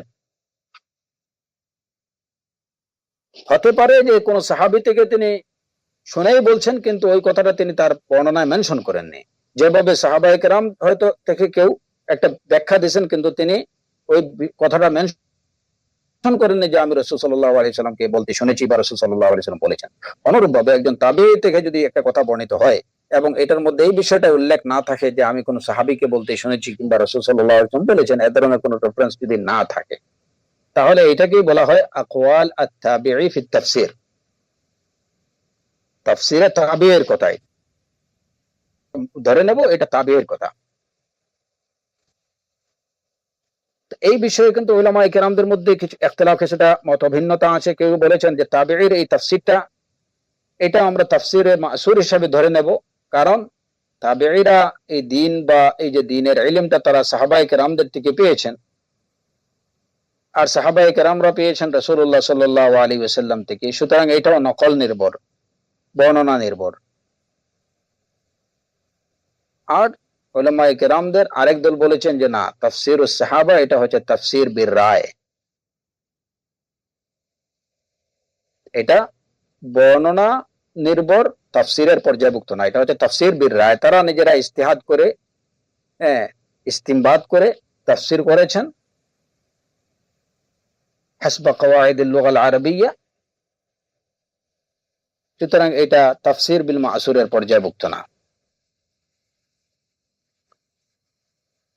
এখন তাফসীর বিল মাসুর যেগুলা, এই তাফসীর বিল মাসুরটার যে দুর্বলতার কারণ আমরা বললাম যে এটা সনদের কারণে দুর্বল হতে পারে। তারপরে দ্বিতীয় বিষয় হচ্ছে যে অনেক সময় বিশুদ্ধ বর্ণনার সাথে বা বিশুদ্ধ তাফসীরের সাথে অনেক সময় অশুদ্ধ তাফসীরের মিশ্রণ হয়ে যাওয়ার কারণে এটা দুর্বল হয়ে যেতে পারে, যে কারণে হকের সাথে বাতিলের ইলতিবাস হয়ে যায়। যেমন হয়তো একজন সাহাবী থেকে একটা বিশুদ্ধ বর্ণনা আছে কিন্তু এর সাথে কিছু ভুল বর্ণনার মিশ্রণ হয়ে গেছে। তাফসীরের ক্ষেত্রে এগুলা অনেক পাওয়া যায়, মাগাজির কিতাবুল মাগাজিতে, তারপরে এবং তাফসীরের বিষয়ে মালাহিমের বিষয়ে যে কিগুলা আছে, বর্ণনাগুলো আছে, সেই বর্ণনাগুলোতে এমন অনেক ঘটনা ঘটছে যে সাহাবায়ে কেরামদের বর্ণনার, বিশুদ্ধ বর্ণনার সাথে অনেকগুলো বাতিল এসে জাল, দাঈফ, মাওদু বিষয়গুলো এসে ঢুকে পড়ছে। তো এ ধরনের যদি সহিহ বিশুদ্ধ বর্ণনার সাথে যদি অশুদ্ধ বা ভুল বর্ণনার মিশ্রণ ঘটে যায় তাহলে সেটা কিন্তু তখন এই তাফসীর বিল মাসুরে যদি হয় সেটা দুর্বল হয়ে যাবে। এরপরে যেমন এই যে যখন এই ইসরায়েলি রিওয়ায়াত গুলো, তাফসীর বিল মাসুরের মধ্যে অনেক ইসরায়েলি রিওয়ায়াত আছে, এই ইসরায়েলি রিওয়ায়াত যদি পাওয়া যায়, যদিও এটা মাসুর হিসাবে বর্ণিত থাকে, তারপরে এগুলা কি দুর্বল। তারপরে যে অনেক সময় বিভিন্ন মাযাহিব বা বিভিন্ন দলগুলো, যেমন শিয়া সম্প্রদায়ের এই লোকেরা সাহাবায়ে কেরামদের নামে অনেকগুলো হাদিস তারা বানিয়েছে এবং যেগুলাকে তারা মারফু হিসাবেও, এর অনেকগুলো হাদিসকে মারফু হিসাবে মানে রাসূল সাল্লাল্লাহু আলাইহি ওয়াসাল্লাম থেকে বর্ণিত বলেও তারা উল্লেখ করেছে। এই সমস্ত হাদিসগুলো যদিও মারফু, দেখতে বাহ্যিকভাবে মারফু, কিন্তু এগুলা গ্রহণযোগ্য না, এগুলা বর্জনযোগ্য। তো বিভিন্ন সময়ে যেমন ইসরায়েলের তাফসীরের ক্ষেত্রে এই ইসরায়েলি রিওয়ায়াত, অনেকগুলো ইসরায়েলি রিওয়ায়াত পাওয়া যায়। এই ইসরায়েলি রিওয়ায়াত গুলোর বিষয়ে কি হুকুম? ইসরায়েলি রিওয়ায়াতের যেমন কাব ইবনুল আহবার, তারপরে ওয়াহাব ইবনে মুনাব্বিহ প্রমুখ, তারা তাদের থেকে এই যে ইসরায়েলি অনেক রিওয়ায়েত তাদের বর্ণনার মধ্যে আছে, এবং বিশেষ করে কোরআনে কারীমের তাফসীর প্রসঙ্গে, যেমন পূর্বেকার কওমে আদ, কওমে সামুদ, তারপরে কওমে লূত, তারপরে যুলকারনাইন, তারপরে আসহাবুল কাহাফ, ইরম যাতিল ইমাদ, এই এদের সম্পর্কে, তাদের ইতিহাস, ইতিবৃত্ত, এইগুলা সম্পর্কে অনেক বর্ণনা পাওয়া যায়। এর বেশিরভাগই হচ্ছে ইসরায়েলিয়াত, এগুলা ইসরায়েলি বর্ণনা। এই ইসরায়েলি বর্ণনাগুলো, এইগুলা থেকে কোনো হুকুম গ্রহণ করা যাবে না, ইভেন আমলের ক্ষেত্রেও। আকীদার ক্ষেত্রে তো দূরের কথা, আমলের ক্ষেত্রেও এগুলা গ্রহণ করা যাবে না। ইসরায়েলি রিওয়ায়াত সম্পর্কে রাসূল সাল্লাল্লাহু আলাইহি ওয়াসাল্লাম বলেছেন যে এগুলাকে বিশ্বাস করা যাবে না, তাকযীবও করা যাবে না। যদি বিশ্বাস করা হয় তাহলে এগুলোর মধ্যে বাতিল থাকার সম্ভাবনা আছে, যদি বিশ্বাস করা হয় তাহলে বাতিলগুলোকে বিশ্বাস করে নেওয়া হলো। আবার এগুলোর মধ্যে কিছু সত্য থাকার সম্ভাবনা আছে, যদি এগুলোকে অস্বীকার করা হয় তাহলে কিছু সত্যকে অস্বীকার করা হয়। কারণ তাদের এই যে তাওরাতে অনেকগুলো কিছু বিষয় তো আছেই যেগুলা হয়তো আল্লাহ আযজা ওয়া জাল্লার পক্ষ থেকে নাজিলকৃত বিষয়গুলোর মধ্যে কিছু বিষয় রয়ে গেছে, ওইগুলোর সাথে অনেক বাতিল মিশিয়ে তারা কিছু বানোয়াট কথাবার্তা বলতে পারে, সম্ভাবনা আছে। যে কারণে ইসরায়েলি রিওয়ায়াত গুলো লা ইউসাদ্দাক ওয়া লা ইউকাযযাব, এগুলাকে ঠিক বলা যাবে না, ভুলও বলা যাবে না, সুতরাং এগুলা থেকে কোনো হুকুম গ্রহণ করা যাবে না। শুনলাম বাস এইটুকুই। এখন এখানে আরেকটা বিষয় জানা দরকার, যে ইসরায়েলি রিওয়ায়াত গুলো অনেক সময় দেখা যায় যে আমাদের দেশে মুফাসসিরিনরা সময় পাস করার জন্য 2 ঘন্টা, 2.5 ঘন্টা, 3 ঘন্টা তাফসীর করতে হবে, এখন কি ওই ইসরায়েলি বিভিন্ন কিচ্ছা কাহিনী এগুলা যেগুলা বর্ণনা আছে ওইগুলা নিয়ে আসলেন। তো এটাও ঠিক না, এটা ঠিক না। কারণ হচ্ছে মানুষের সময়ের মূল্য আছে, এটা আপনাদেরকে বুঝতে হবে। ওই সমস্ত কল্প কাহিনী যেগুলা বিশ্বাসও করতে পারছি না, যেগুলাকে অস্বীকার মানে মিথ্যা প্রতিপন্ন করা যাচ্ছে না, ওইখান থেকে আমার কোনো ফায়দা হচ্ছে না, আমি ওইখান থেকে কোনো হুকুম বা কোনো ইলম নিতে পারছি না। তাহলে এগুলো শুনে ঘন্টার পর ঘন্টা সময় নষ্ট করার কি দরকার, যেখানে আমাদের জন্য মৌলিক এবং প্রয়োজনীয় আলোচনা অনেক বেশি প্রয়োজন। সেগুলো বাদ দিয়ে ওই সমস্ত বিভিন্ন বানোয়াট কাহিনী বা ইসরায়েলি অনেকগুলো ঘটনা, এখন ধরেন যে হয়তো আপনার আসহাবুল কাহফের যে কুকুর, তাদের সাথে যে কুকুর ছিল, সেই কুকুরের রং কেমন ছিল, এটা আমাদের জানার দরকারটা কি? আর এই সমস্ত বর্ণনা দেখা যায় যে ইসরায়েলি রিওয়ায়াত গুলোতেই পাওয়া যায়। এরপরে যেমন ওই যে ওই মৃত লোকটাকে কি করার জন্য আল্লাহ নির্দেশে তারা বনে ইসরায়েলরা গরু জবাহ করলো, সেখান থেকে কোরআনে কারীমের বর্ণনা অনুযায়ী কিছু গোশত নিয়ে সেটা দিয়ে মৃত ব্যক্তিকে আঘাত করার নির্দেশ আসলো মুসা আলাইহিস সালাতু ওয়াস সালামের প্রতি।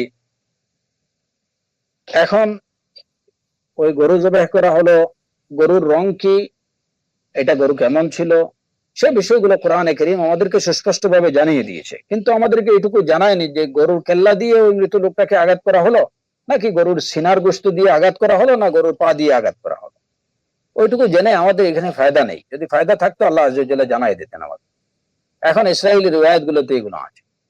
তারপরে যেমন এই যে আসহাবুল কাহফে 7 জন ছিলেন, তাদের নাম কি ছিল, এইগুলো সম্পর্কে অনেকগুলো ইসরায়েলি রিওয়ায়াত আছে। তো এইগুলা আমাদের মানে শোনার পিছনে আমাদের ফায়দা নেই। বেশিরভাগ তাফসীরের ক্ষেত্রে ইসরায়েলি রিওয়ায়াত গুলো এই সমস্ত মানে পূর্ববর্তী জাতির বিভিন্ন বিষয়গুলো, ইতিবৃত্ত, বৃত্তান্ত, এইগুলা নিয়ে অনেক বর্ণনা পাওয়া যায়। এই বর্ণনাগুলো যদি দেখা যায় যে কোন ইসরায়েলি কোন বর্ণনা যদি দেখা যায় যে কোরআন এবং সুন্নাহ দ্বারা বিশুদ্ধভাবে প্রমাণিত কোন বর্ণনার সাথে এটা সাপোর্টিং, বাস তাহলে আমরা এটাকে গ্রহণ করব, ঠিক আছে। যদি দেখা যায় যে না, কোরআন সুন্নাহ থেকে এর কোনো সত্যতা পাওয়া যাচ্ছে না, তাহলে এটা আমাদের জন্য বর্জনীয়। অযথা এগুলার পিছনে সময় নষ্ট করার দরকার নেই। অনেক আছে মুফাসসিরিনরা বা এই যে গবেষকরা, তারা এই যে বিষয়গুলা নিয়ে, যে বিষয়গুলা কোরআনে কারীমে আল্লাহ আযজা ওয়া জাল্লা উল্লেখ করেননি, কিংবা রাসূলুল্লাহ সাল্লাল্লাহু আলাইহি ওয়াসাল্লামের সুন্নাহর মধ্যে নেই। যেমন কেউ কেউ আছে যে নূহ আলাইহিস সালাতু ওয়াস সালামের যে নৌকা ছিল, সেই নৌকার কাঠ কি ছিল, এটা কি সেগুন ছিল না রামডালা ছিল নাকি কি ছিল, এই সমস্ত বিষয় নিয়ে গবেষণা করে লাভটা কি? আর এইসব বর্ণনা বেশিরভাগই পাওয়া যায় ইসরায়েলি রিওয়ায়াতে। তো এইগুলা নিয়ে গবেষণা চলতেছে। মুসা আলাইহিস সালাতু ওয়াস সালামের নৌকা এটা কত হাত লম্বা ছিল, এটা প্রস্থ কত ছিল, দৈর্ঘ্য কত ছিল, এটা কি কাঠের ছিল, হ্যাঁ, এখানে লোকজন কত কত কতজন লোক উঠছিল, এইগুলা যে বিষয়গুলা জানার মধ্যে আমাদের উম্মতের ফায়দা আছে, সে সব বিষয় সম্পর্কে রাসূল সাল্লাল্লাহু আলাইহি ওয়াসাল্লাম জানিয়ে গেছেন। যেগুলার মধ্যে উম্মতের কোনো ফায়দা নেই সেগুলা বলেননি, আল্লাহ আযজা ওয়া জাল্লা তাকে জানাননি, তিনিও জানাননি।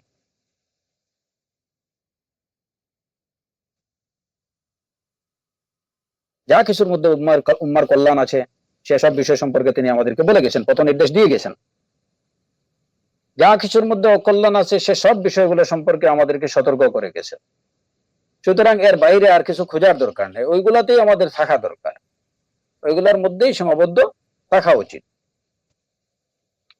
যাই হোক, তো এখন কথা হলো যে এই এই তাফসীর বিল মাসুর, এই তাফসীর বিল মাসুরটাও এই সমস্ত কারণে অনেক সময় দুর্বল হয়ে যেতে পারে। তো মূল কথা হচ্ছে যে তাফসীর বিল মাসুর, এই তাফসীর বিল মাসুর এই যে যেহেতু এটা দুর্বল হতে পারে, এটার মধ্যে দুর্বলতা আসতে পারে, এই কারণে উলামায়ে কেরামরা তাফসীর বিল মাসুরকে দুই ভাগে ভাগ করেছেন। একটা হচ্ছে যে তাফসীর বিল মাসুরের মধ্যে যে যে মাসুর যেটা একদম বিশুদ্ধভাবে প্রমাণিত, সেগুলা গ্রহণযোগ্য, এ বিষয়ে কোনো সন্দেহ পোষণ করা যাবে না। এবং বিশুদ্ধভাবে প্রমাণিত তাফসীর বিল মাসুরকে কোনো কারণে প্রত্যাখ্যান করা যাবে না, সর্ব অবস্থায় এটা গ্রহণযোগ্য। কোনো কারণে অন্য কোনো কিছু দ্বারা, মাসুর দ্বারা বা নকল দ্বারা, বিশুদ্ধভাবে নকল দ্বারা, বর্ণনা দ্বারা প্রমাণিত কোন তাফসীরকে রদ করা যাবে না, এটাকে বাদ দেওয়া যাবে না, এটা ছাড়া অন্য ভিন্ন কোনো তাফসীরকে গ্রহণ করা যাবে না। আর দ্বিতীয় হচ্ছে তাফসীর বিল মাসুরের মধ্যে যেটা হয়তো এই যে যেটা আমরা বললাম যে ইসরায়েলি রিওয়ায়াত কিংবা সাহির সাথে বিশুদ্ধের সাথে অশুদ্ধ বর্ণনাগুলোর মিশ্রণ হয়ে যাওয়ার কারণে কিংবা বর্ণনার দুর্বলতার কারণে, চরম দুর্বলতার কারণে এটা দুর্বল হয়ে গেছে। তো যদি এই দুর্বলতা বা তার অশুদ্ধতা যদি প্রমাণিত হয়, তাহলে এটাকে গ্রহণ করা যাবে না। তবে অন্যান্য বর্ণনা যেমন তাফসীর বি আকওয়াল সাহাবা বা তাফসীর বি আকওয়াল তাবিঈ যদি পাওয়া যায়, তাহলে ওইটার উপরে তাফসীর বি রিওয়ায়া বা মারফু তাফসীর যেটা আছে রাসূল সাল্লাল্লাহু আলাইহি ওয়াসাল্লাম থেকে বর্ণিত যে তাফসীর, যদি এটার বর্ণনা দ্বারা দুর্বলতা থাকে, তাহলে এটাকে গ্রহণ করার যে নীতিমালা যেটুকু বললাম, ওই শর্ত সাপেক্ষ সেটাকে গ্রহণ করা যেতে পারে। তো এই হলো তাফসীর বিল মাসুর বা তাফসীর বিল রিওয়ায়া বা তাফসীর বিল মানকুলের বিষয়। তাফসীরের দ্বিতীয় প্রকার হলো তাফসীর বিদ দিরায়া, অথবা যার অপর নাম হলো তাফসীর বির রায়। তাফসীর বির রায় কাকে বলে?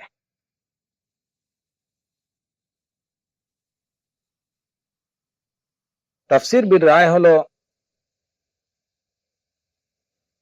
যেখানে মুফাসসির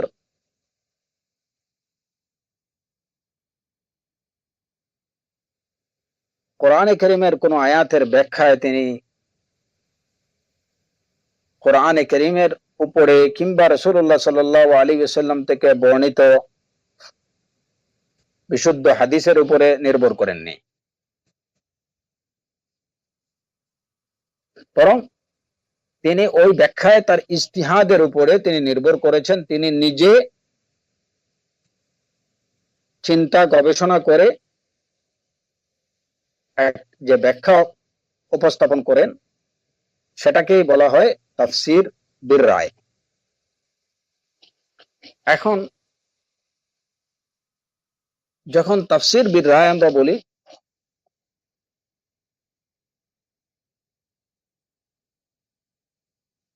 তখন সাধারণত বোঝা যায় যে মুজতাহিদ বা যিনি তাফসির করেছেন, যদিও তিনি কোরআনে কারীম কিংবা সহিহ সুন্নাহর বর্ণনার উপরে নির্ভর করেননি, ইজতিহাদের উপরে নির্ভর করে ব্যাখ্যা দিয়েছেন, কিন্তু সাধারণভাবে আমরা তাফসির বির রায় বলতে বুঝি যে ওই মুফাসসিরের ওই তাফসিরটা বিশুদ্ধ নীতির ভিত্তিতে, বিশুদ্ধ নীতিমালার ভিত্তিতে তিনি ইজতিহাদ করেছেন। সুতরাং বিশুদ্ধ নীতিমালার ভিত্তিতে কোরআনে কারীমের কোন আয়াতের বিশুদ্ধ নীতিমালার ভিত্তিতে ইজতিহাদ করে কোরআনে কারীমের কোন আয়াতের তাফসির পেশ করাকে সাধারণ অর্থে তাফসির বির রায় বলে। এটা নকল নির্ভর না। আমরা প্রথম তাফসির বিল মাসুর বা তাফসির বিল রিওয়ায়া বলছিলাম, যেটা নকল নির্ভর বা বর্ণনা নির্ভর, কোরআনের বর্ণনা কিংবা সুন্নাহর বর্ণনা নির্ভর কিংবা সাহাবায়ে কেরামদের বর্ণনা নির্ভর। তাফসির বিল রিওয়ায়া ওরকম না, এটা বর্ণনা নির্ভর না, এটা হচ্ছে গবেষণা নির্ভর, ইজতিহাদ নির্ভর, হ্যাঁ, অন্বেষণ নির্ভর। অন্বেষণ নির্ভর বলতে আদিল্লাগুলো খুঁজে তারপরে ওইখান থেকে তিনি যে বিষয়টা বুঝতে পেরেছেন সেই বিষয়টা বিবৃত করা। কিন্তু তাফসির বির রায়ের অর্থ এটা না যে একজন মুফাসসির তার রায় তার নিজস্ব মানে তার প্রবৃত্তি অনুযায়ী কিংবা তিনি তার মনে যাচ্ছে মন গড়া কোনো ব্যাখ্যা দেয়া। মন গড়া ব্যাখ্যাটাকে কিন্তু তাফসির বির রায় বলে না। আর যদি এটাকে তাফসির বির রায় বলে তাহলে সেটার অতিরিক্ত একটা বৈশিষ্ট্য থাকে, সেটা হচ্ছে তাফসির বির রায় আল মাজমুম। এটা হচ্ছে বাজে রায়, নিন্দিত রায়। তো সাধারণত তাফসির বির রায় বলতে আমরা তাফসির বির রায় আল মামদুহ, যেটা প্রশংসাযোগ্য বা যেটা গ্রহণযোগ্য, ওইটাকে আমরা বুঝি। এবং সেই তাফসির বির রায়ের যেটা মামদুহ বা প্রশংসাযোগ্য সেটা কি, যেটা বিশুদ্ধ নীতিমালার ভিত্তিতে একজন মুফাসসির ইজতিহাদ করে কোরআনে কারীমের কোন আয়াত সম্পর্কে যে ব্যাখ্যা দেন সেটা হচ্ছে তাফসির বির রায় আল মামদুহ। তো এই আলোচনা থেকে বোঝা গেল যে তাফসির বির রায় যেটা, এটাও কিন্তু দুই ভাগে বিভক্ত। একটা হচ্ছে মামদুহ যেটা প্রশংসনীয়, আর একটা হচ্ছে মাজমুম বা যেটা যেটা ঘৃণিত, বর্জনযোগ্য, অগ্রহণযোগ্য।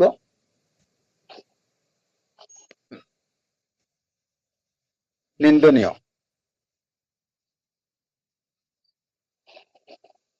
গ্রহণযোগ্য বা প্রশংসনীয় হচ্ছে যেটা উসুলে সাহিহার উপরে যেটা নির্ভর করবে, সঠিক নীতিমালার ভিত্তিতে যে তাফসির হবে সেটাই হচ্ছে তাফসির বির রায় আল মামদুহ।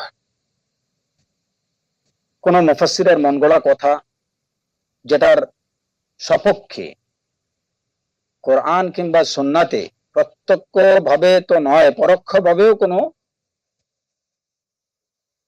দলিল পাওয়া যায় না। এখন বিশুদ্ধ নীতিমালাগুলো কি? বিশুদ্ধ নীতিমালা হচ্ছে ওই যে আমরা বললাম, আগে আলোচনা করেছি এর আগের সেশনে, সম্ভবত এক সেশন বা দুই সেশন আগে, যে মুফাসসিরের মধ্যে কি গুণাবলী থাকতে হবে। তো প্রথম ওই যে মুফাসসিরের মধ্যে যে গুণাবলীগুলো থাকতে হবে সেই গুণাবলীগুলো সম্পন্ন হতে হবে। কেউ যদি তাফসির বির রায় করতে চায় তাহলে তার মুফাসসির হওয়ার জন্য যে গুণাবলী আছে সেই গুণাবলীগুলো তার মধ্যে থাকতে হবে। তার মধ্যে ইজতিহাদের গুণাবলী, ইস্তিমবাতের সামর্থ্য তার মধ্যে থাকতে হবে। এবং ইজতিহাদ বা ইস্তেমবাতের যে সামর্থ্যগুলো কি কি কি বিষয় তার মধ্যে, কোন বিষয়ের জ্ঞান যোগ্যতা তার মধ্যে থাকতে হবে, এই বিষয়গুলো আমরা বলেছি। সেগুলো তার মধ্যে প্রথমত থাকতে হবে। যে কেউ যদি তাফসির বির রায় শুরু করে যে না এটা আমার মন গড়া, যেমন অনেকে নিজের মন গড়া মানে সহিহ উসুল ভিত্তিক না, সঠিক নীতিমালার ভিত্তিতে নয়, সে একদম নিজের যে আমি যেটা বুঝছি তার নিজের একটা নিজস্ব আইডিওলজি আছে, সেই আইডিওলজি অনুযায়ী কোরআনে কারীমের তাফসির করছে। এর পক্ষে প্রত্যক্ষ কিংবা পরোক্ষ বিশুদ্ধ কোনো দলিল পাওয়া যায় না। তার এই তাফসির বা তার এই ইস্তেমবাদ বা এই গবেষণাটা সঠিক নীতিমালার ভিত্তিতে পরিচালিত নয়। তার এই তাফসির, সে তাফসির করার বা এইভাবে ইস্তিহাদ করার বা তাফসির বীর রায় করার যোগ্যতা তার মধ্যে নেই।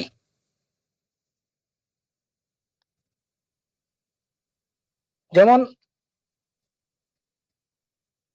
আমরা তাফসির মুফাসসিরের জন্য যে যোগ্যতাগুলো দরকার এগুলো নিয়ে বিশদ আলোচনা আমরা করেছি। যেমন ধরেন এখানে আমরা বলেছি যে তাকে কোরআনের জ্ঞান তার মধ্যে থাকতে হবে। এখন দেখা যায় যে একজন লোক কোরআনে কারীমের হয়তো সে মানে একটা বিষয় সম্পর্কে যে কয়েকটি আয়াত কোরআনে কারীমে বর্ণিত আছে, সে সবগুলো আয়াত তার মুখস্থ নেই। উলুহিয়া সম্পর্কে কোরআনে কারীমে যে কটি আয়াত আছে সেগুলো সে তার মুখস্থ নেই।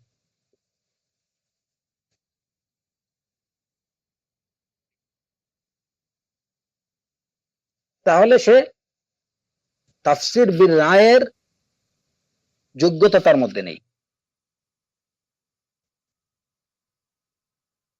শিরক সম্পর্কে যে আয়াতগুলো আছে সবগুলো আয়াত সে বলতে পারবে না, বা বেশিরভাগ আয়াত সে বলতে পারবে না। একই বিষয়ে কোরআনে কারীমে আল্লাহ যেমন আমরা বললাম যে কোরআনে কারীমের তাফসির, এক আয়াতের তাফসির অন্য আয়াত দিতে পারে, এক আয়াতের তাফসির অন্য আয়াতের মধ্যে আছে, এরকম অনেক আয়াত আছে। এখন সেই আয়াতগুলো যদি সে না জানে, যেমন এখানে ফাতালাক্কা আদামু মির রাব্বিহি কালিমাত, সেই কালিমাত গুলো কি, এই ওই আয়াতটা যদি তার না জানা থাকে, রাব্বানা যালামনা আনফুসানা ওয়া ইল্লাম তাগফির লানা ওয়া তারহামনা লানাকুনান্না মিনাল খাসিরিন, তাহলে সে এখানে কালিমাতের ইচ্ছা মতো ব্যাখ্যা দেবে। কিন্তু যদি ওইটা তার জানা থাকতো তাহলে সে বলতো যে এটা এই আয়াতের এখানে কালিমাত বলতে ওইটাই বোঝানো হয়েছে, নতুবা বলবে যে এখানে কালিমাত হচ্ছে সুবহানাল্লাহি ওয়া বিহামদিহি সুবহানাল্লাহিল আযীম। এই ধরনের ভুল ব্যাখ্যা দিতে পারে, কিন্তু তার এই ব্যাখ্যাটা গ্রহণযোগ্য না। এর জন্য মুফাসসির হওয়ার জন্য যে যোগ্যতা দরকার সেই যোগ্যতা থাকতে হবে। তাফসির বীর রায় করতে হলে সেই যোগ্যতা থাকতে হবে। ইস্তিমবাদ করার জন্য, ইস্তিহাদ করার জন্য যে যোগ্যতাগুলো দরকার সেই যোগ্যতা তার মধ্যে থাকতে হবে। সেই যোগ্যতা যখন তার মধ্যে থাকবে তখন সেই যোগ্যতা থাকলেই হবে না, সেই যোগ্যতা নিয়ে সঠিক নীতিমালা, ইস্তিমবাতের নীতি আছে, ইস্তিহাদের নীতি আছে। আপনি কিভাবে ইস্তেমবাদ করবেন, কিভাবে ইস্তিহাদ করবেন, সেই নীতিমালার ভিত্তিতে আপনাকে ইস্তিহাদ করতে হবে। এবং সেই ইস্তিহাদের পরিপ্রেক্ষিতে আয়াতের যে মর্মার্থ কিংবা যে মানাটা আপনি পাবেন সেটা আপনি বলতে পারেন। এবং এটাই হচ্ছে তাফসির বির রায় আল মামদুহ, তাফসির বির রায় আল মামদুহ। তাহলে বোঝা গেল যে তাফসির বির রায় করার জন্য প্রধান দুটি শর্ত। একটি হলো অবশ্যই তাফসির করার জন্য যে যোগ্যতা দরকার সেই যোগ্যতা সম্পন্ন হতে হবে। ইলমুল লুগা, ইলমুস সারফ, ইলমুন নাহউ, ইলমুল বালাগা, ইলমুল বাদি', এই বিষয়গুলো সম্পর্কে জানতে হবে। ইলমুন নাসিখ ওয়াল মানসুখ, ইলমুল মুজমাল, মুতলাক, মুকাইয়াদ, আম, খাস, এই সব বিষয় জানতে হবে। ইলমুল কোরআন থাকতে হবে অবশ্যই, ইলমুস সুন্নাহ অবশ্যই থাকতে হবে। হাদিস জানে না, কোরআনে কারীমের তার জানা নেই, কোরআনের এই সম্পর্কিত আয়াত তার জানা নেই, এই সম্পর্কিত একটা বিষয় সম্পর্কিত রাসূল সাল্লাল্লাহু আলাইহি সাল্লামের কি হাদিস আছে সে বিষয় জানে না, কারণ সে যদি তাফসীর লিখতে শুরু করে, এই তাফসীর হবে তাফসীর বিল হাওয়া, এটা মন গড়া তাফসীর, এটা নিজের ফাহাম বা এটা সে নিজে যেটা বুঝছে সেটা লিখছে, এই তাফসীর এটা হচ্ছে বর্জনীয়। এ ধরনের তাফসীর পড়া যাবে না এবং এ ধরনের তাফসীরকে অবশ্যই বর্জন করতে হবে, নতুবা নিজের দিন খাতরার মধ্যে পড়ে যাবে। এবং এ ধরনের মন গড়া তাফসীর লেখকের বর্তমান সময়ে অভাব নেই এবং আগামী দিনগুলোতে আল্লাহ আযজা ওয়া জাল্লা হেফাজত করুন। এ ধরনের মুফাসসির বা তাফসীর লেখক আরো হয়তো অনেকেই আত্মপ্রকাশ পাবে। তো এদের থেকে অবশ্যই উম্মতের সতর্ক এবং সাবধান থাকতে হবে। দিনকে কলুষিত করার জন্য, হক এবং বাতিলকে মিশ্রিত করার জন্য বাতিলের হকের সাথে বাতিলকে মিশ্রিত করার জন্যই এদের এই প্রয়াস চলবে, এবং এরা হচ্ছে শয়তানের দূষর। সুতরাং বিশেষ করে কোরআনে কারীম যেটা হচ্ছে শরিয়াতের একটা মূল উৎস, সেই উৎসটায় যেন আমরা কখনো বিভ্রান্ত না হই, আমাদের সেই উৎসটা যেন কোনোভাবেই কলুষিত না হয়, সেভাবে সেদিকে আমাদের খেয়াল রাখতে হবে। এই জন্যই এই উসুলগুলো বা এই যে মৌলিক কথাগুলো আলোচনার উদ্দেশ্য হচ্ছে, অন্যতম উদ্দেশ্য হচ্ছে এটা। তো তাফসীর বির রায় নিয়ে আমরা কথা বলছিলাম। তাফসীর বির রায়ের পরিচয় সম্পর্কে আমরা জানলাম। তাফসীর বির রায়ের জন্য যে শুরুত গুলো সেটা জানলাম, এবং তাফসীরের দুইটি প্রকার, তাফসীরে মাহমুদ বা প্রশংসনীয় তাফসীর, আরেকটা হচ্ছে ঘৃণিত তাফসীর, তাফসীরে মাজমুম বা বর্জনীয়, যেটা কোনোভাবেই কোরআন সম্পর্কে বা নিজের জ্ঞান ছাড়া, দলিল ছাড়া কোনো কথা বলা এটা কারো জন্য উচিত না। এমনি ভাবে সুন্নাহ সম্পর্কে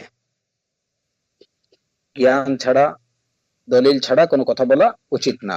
কারণ কি, যে কোরআন এবং সুন্নাহ সম্পর্কে যদি জ্ঞান ছাড়া প্রত্যেককে যদি তার মন গড়া কথাবার্তার সুযোগ দেয়া হয়, তাহলে এই দ্বীনের প্রকৃত রূপ যেটা, এটা বিনষ্ট হয়ে যাবে। এজন্য রাসূলুল্লাহ সাল্লাল্লাহু আলাইহি ওয়াসাল্লাম বলছেন, মান কাযাবা আলাইয়া মুতাআম্মিদান ফালিয়াতাবাওয়া মাকআদাহু মিনান নার। এবং অন্য বর্ণনায় রাসূল সাল্লাল্লাহু আলাইহি ওয়াসাল্লাম বলছেন, মান ক্বালা ফিল কুরআনি বিরাইহি ফালিয়াতাবাওয়া মাকআদাহু মিনান নার। যে আমার উপরে মিথ্যারোপ করলো সে যেন জাহান্নামে নিজের স্থান নির্ধারণ করে নেয়। যে ব্যক্তি কোরআন সম্পর্কে নিজের রায় বা নিজের খেয়াল খুশি মতো কথা বলবে, ফালিয়াতাবাওয়া মাকআদাহু মিনান নার, সে যেন জাহান্নামে নিজের ঠিকানা ঠিক করে নেয়।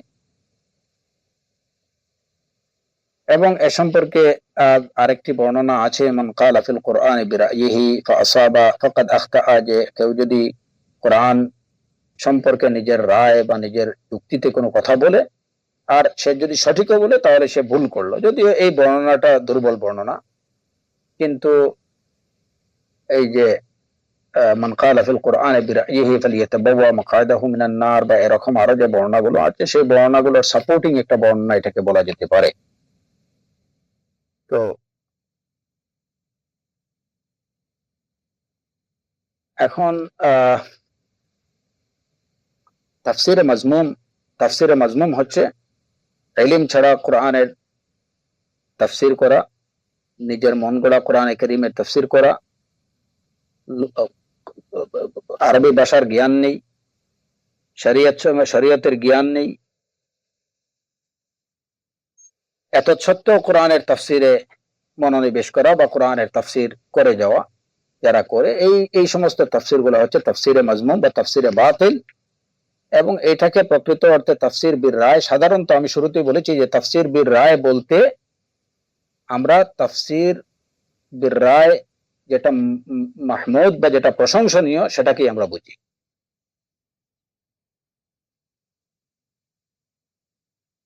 তো চারটা বিষয় তাফসীর বির রায়ের ক্ষেত্রে খেয়াল রাখতে হবে। প্রথমত, যায়িফ এবং মাউদু যে বর্ণনাগুলো আছে সেগুলোকে অ্যাভয়েড করতে হবে।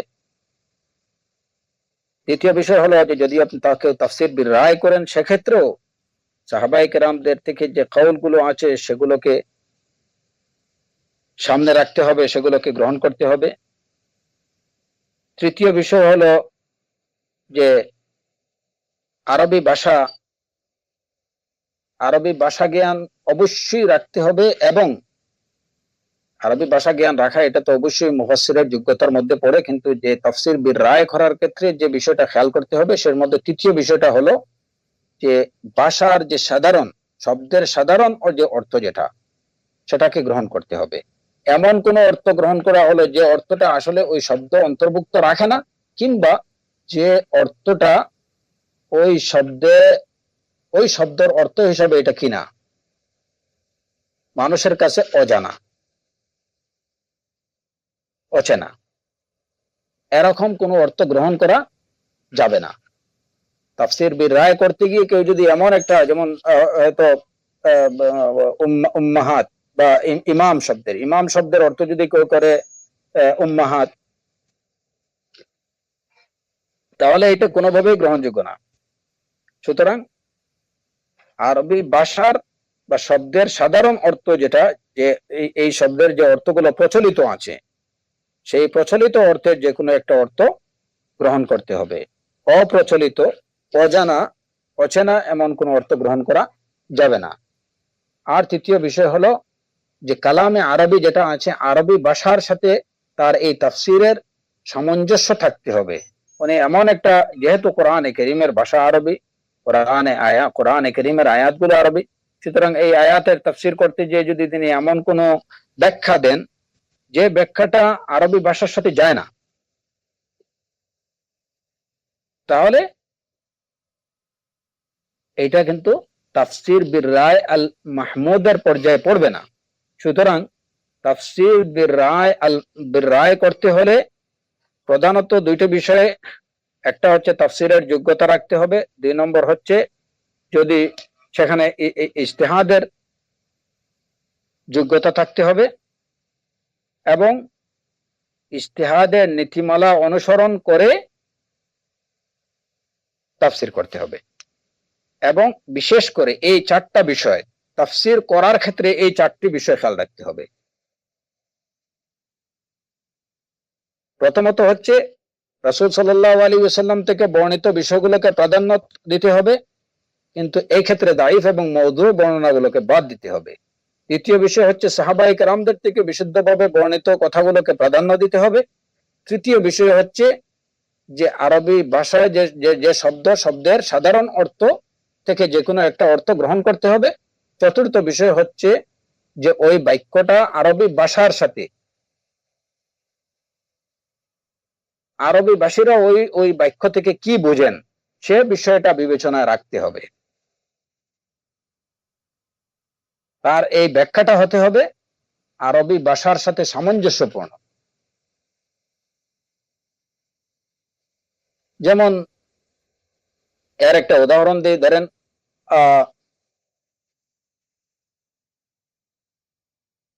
ফাবাশশিরহুম বিআযাবিন আলীম, ফাবাশশিরহুম বিআযাবিন আলীম, তাদেরকে এই যে বিশারত শব্দের সাধারণ অর্থ হচ্ছে সুসংবাদ দেয়া। ফাবাশশিরহুম বিআযাবিন আলীম, তাদেরকে বেদনাদায়ক শাস্তির সুসংবাদ দিন।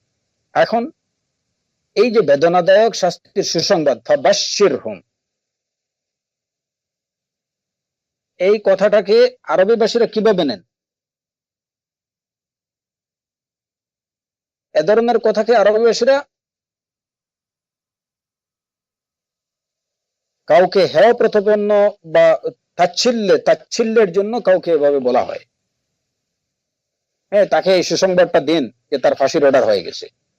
এটা হচ্ছে একটা উপহাস, তাচ্ছিল্য, বিদ্রুপ, মানে এই বিষয়গুলো থাকে এর মধ্যে। এখন যদি কেউ যে না, বিশারতের অর্থ হচ্ছে সুসংবাদ, যে একটা ভালো সংবাদ, যে বেদনাদায়ক শাস্তি বলতে এখানে আসলে যেহেতু আল্লাহ সুসংবাদ দিচ্ছেন, সুতরাং এটা আসলে তাদেরকে ওই মানে আযাবের সুসংবাদ না, এটা তাদেরকে নিয়ামতের সুসংবাদই দেয়া হচ্ছে। এ ধরনের কথা যদি কেউ বলে তাহলে সেটা কোনোভাবেই গ্রহণযোগ্য না।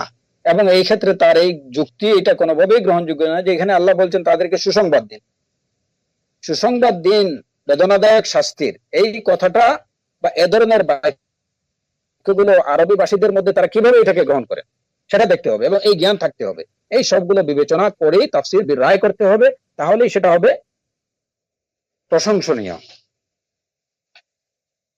এবং যে বিষয়গুলো অবশ্যই মুফাসসিরের মধ্যে থাকতে হবে, যে আরবি ভাষার জ্ঞান থাকতে হবে, বালাগাতের জ্ঞান থাকতে হবে, উসুলে ফিকহ, উসুলে হাদিস এই সমস্ত বিষয়ের জ্ঞান থাকতে হবে, কোরআন এবং সুন্নাহ সম্পর্কে অগাধ জ্ঞানের অধিকারী হতে হবে, সবাবে নজুল সম্পর্কে জানতে হবে, নাসিখ মানসুখ সম্পর্কে জানতে হবে, ইলমুল কিরাত সম্পর্কে জানতে হবে এবং সর্বাগ্রে ইলমুত তাওহীদ সম্পর্কে তার জ্ঞান থাকতে হবে। যদি এগুলা না থাকে তাহলে এবং না রেখে কেউ যদি তাফসীর করে সেই তাফসীরটা বর্জনীয়, অগ্রহণযোগ্য এবং এটা তাফসীর বির রায় আল মাজমুম। আমি আরেকটা বিষয় বলে আজকের আলোচনা ইনশাআল্লাহ শেষ করব, সেটা হচ্ছে এই যে তাফসীর বির রায়, এই তাফসীর বির রায় এটা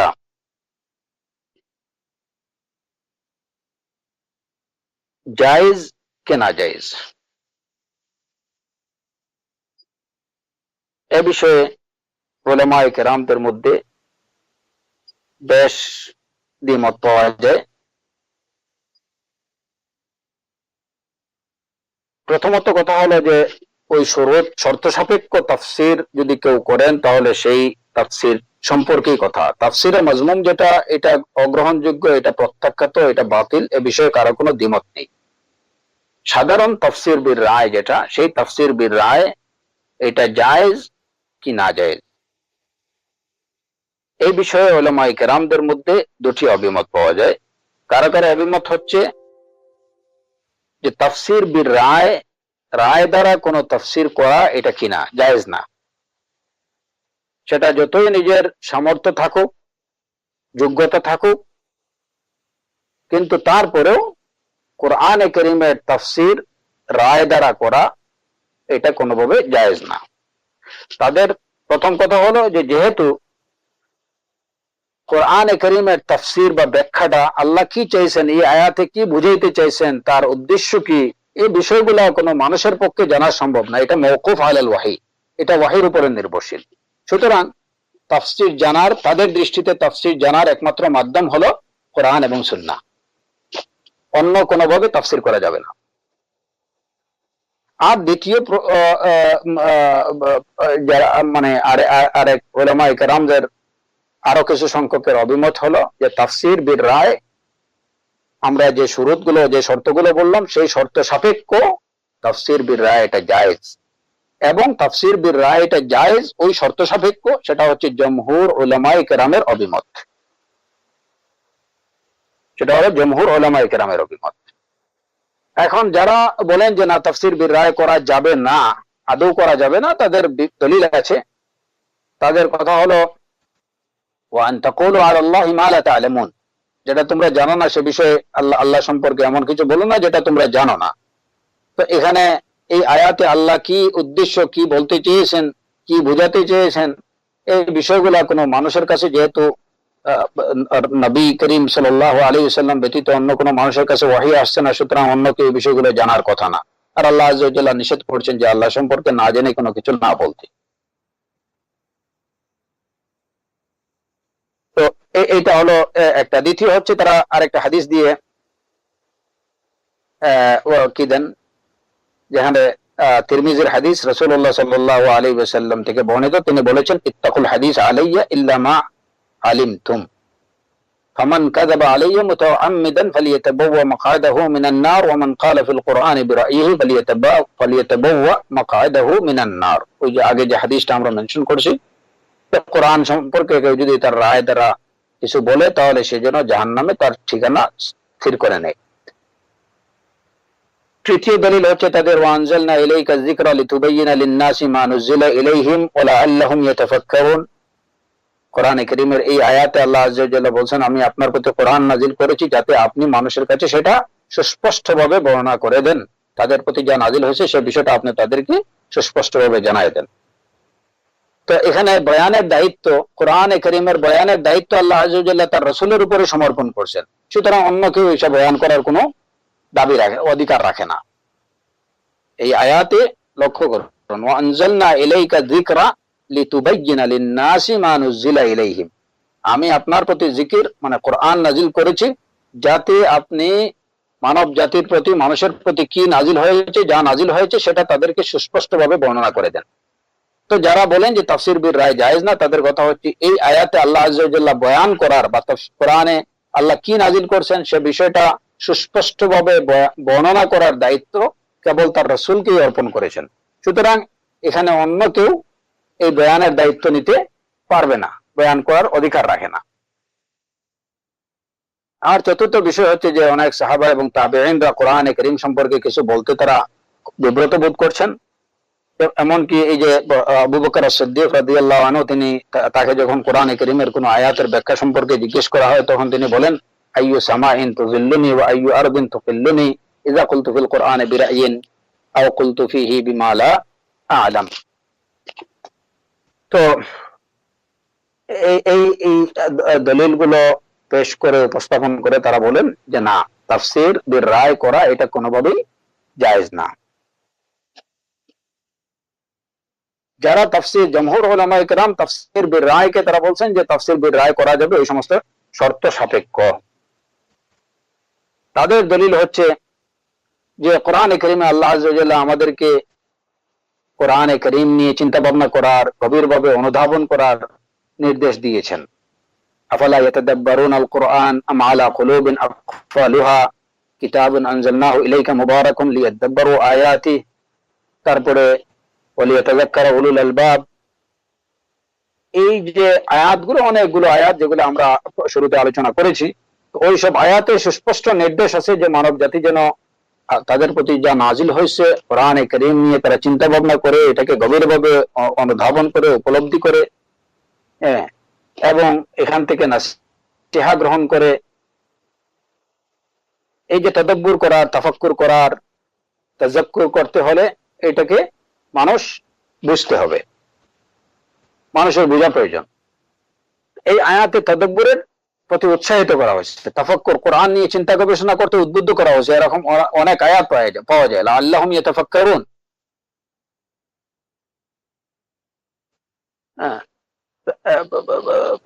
লাআল্লাহুম ইয়াতাযাক্কারুন আফালা ইয়াতাদাব্বারুনাল কুরআন। তো এই নির্দেশগুলো থেকে বোঝা যায় যে আল্লাহ আযজা ওয়া জাল্লা মানব জাতিকে কোরআন বোঝার জন্য চেষ্টা করা, কোরআন নিয়ে চিন্তা করার প্রতি উৎসাহিত করেছেন, নির্দেশ দিয়েছেন। কোরআন নিয়ে তাদাব্বুর করতে হলে তার কোরআনের তাৎপর্য, তার রহস্য এবং এই বিষয়ে তার যে অর্থ বোঝার জন্য সচেষ্ট হওয়া, ইজতিহাদ করা, এই বিষয়গুলো এর মধ্যে অন্তর্ভুক্ত আছে। এমনিতে কোরআন নিয়ে তাদাব্বুর কেউ করতে পারবে না, চিন্তা গবেষণা করতে পারবেন না।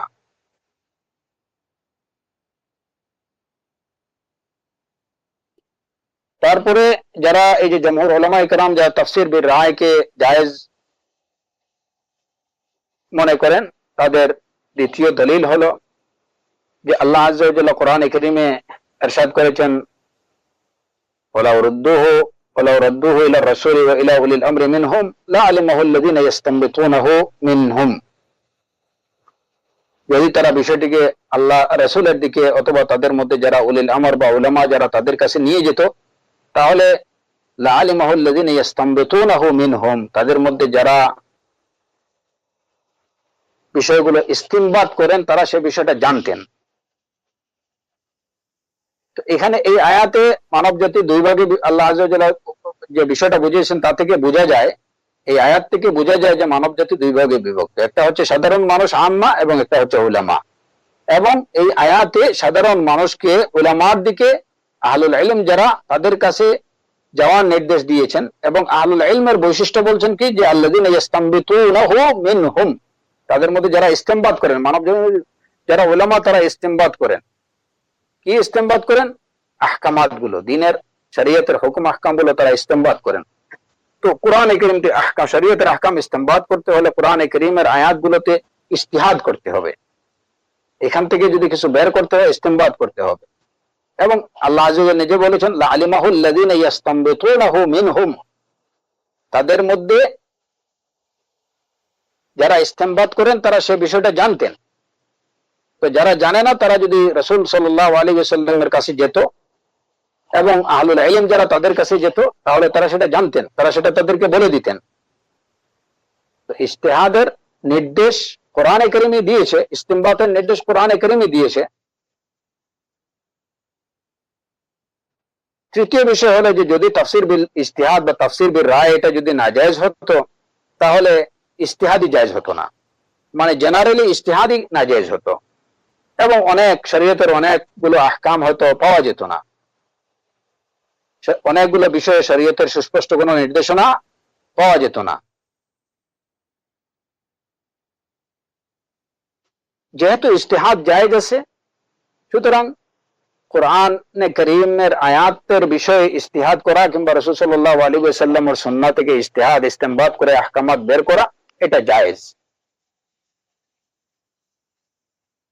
এরপরে রাসূল সাল্লাল্লাহু আলাইহি ওয়াসাল্লাম মুজতাহিদদের বিষয়ে যে কথাটি বলেছেন যে তারা যদি ভুল করেন তারপরে ফাইন আসাবা ফালাহু আজরাইন ওয়া ইন আখতা ফালাহু আজর, ভুল করলে একটা সওয়াব পাওয়া যায়, তার জন্য একটা আজর রয়েছে। এরপরে আরেকটা দলিল হচ্ছে রাসূলুল্লাহ সাল্লাল্লাহু আলাইহি ওয়াসাল্লাম ইবনে আব্বাস রাদিয়াল্লাহু আনহুর জন্য যে দোয়া করলেন, আল্লাহুম্মা ফাক্কিহু ফিদ-দীন ওয়া আল্লিমহু তাওয়িল। এখন তাওয়িল যে আল্লাহ তুমি তাকে দ্বীনের ফিকহ দান করো এবং আল্লিমহু তাওয়িল, তাকে তাওয়িল শেখাও। যে তাওয়িল হচ্ছে কি কোরআনে কারীমের তাফসীর, ওয়া আল্লিমহু তাওয়িল।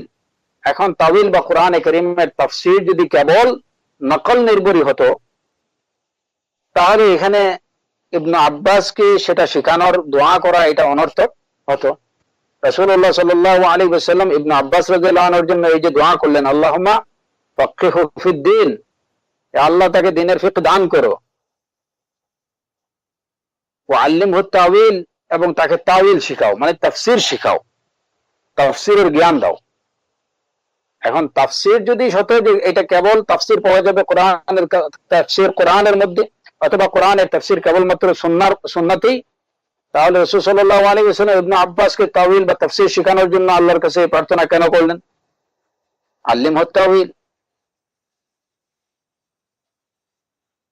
এই সব আদিল্লার ভিত্তিতে জমহুর উলামায়ে কেরামের কথা হচ্ছে যে শর্ত সাপেক্ষ তাফসীর বির রায় করা এটা জায়েজ আছে এবং তাফসীর বির রায়কে গ্রহণ করা এটাও জায়েজ আছে।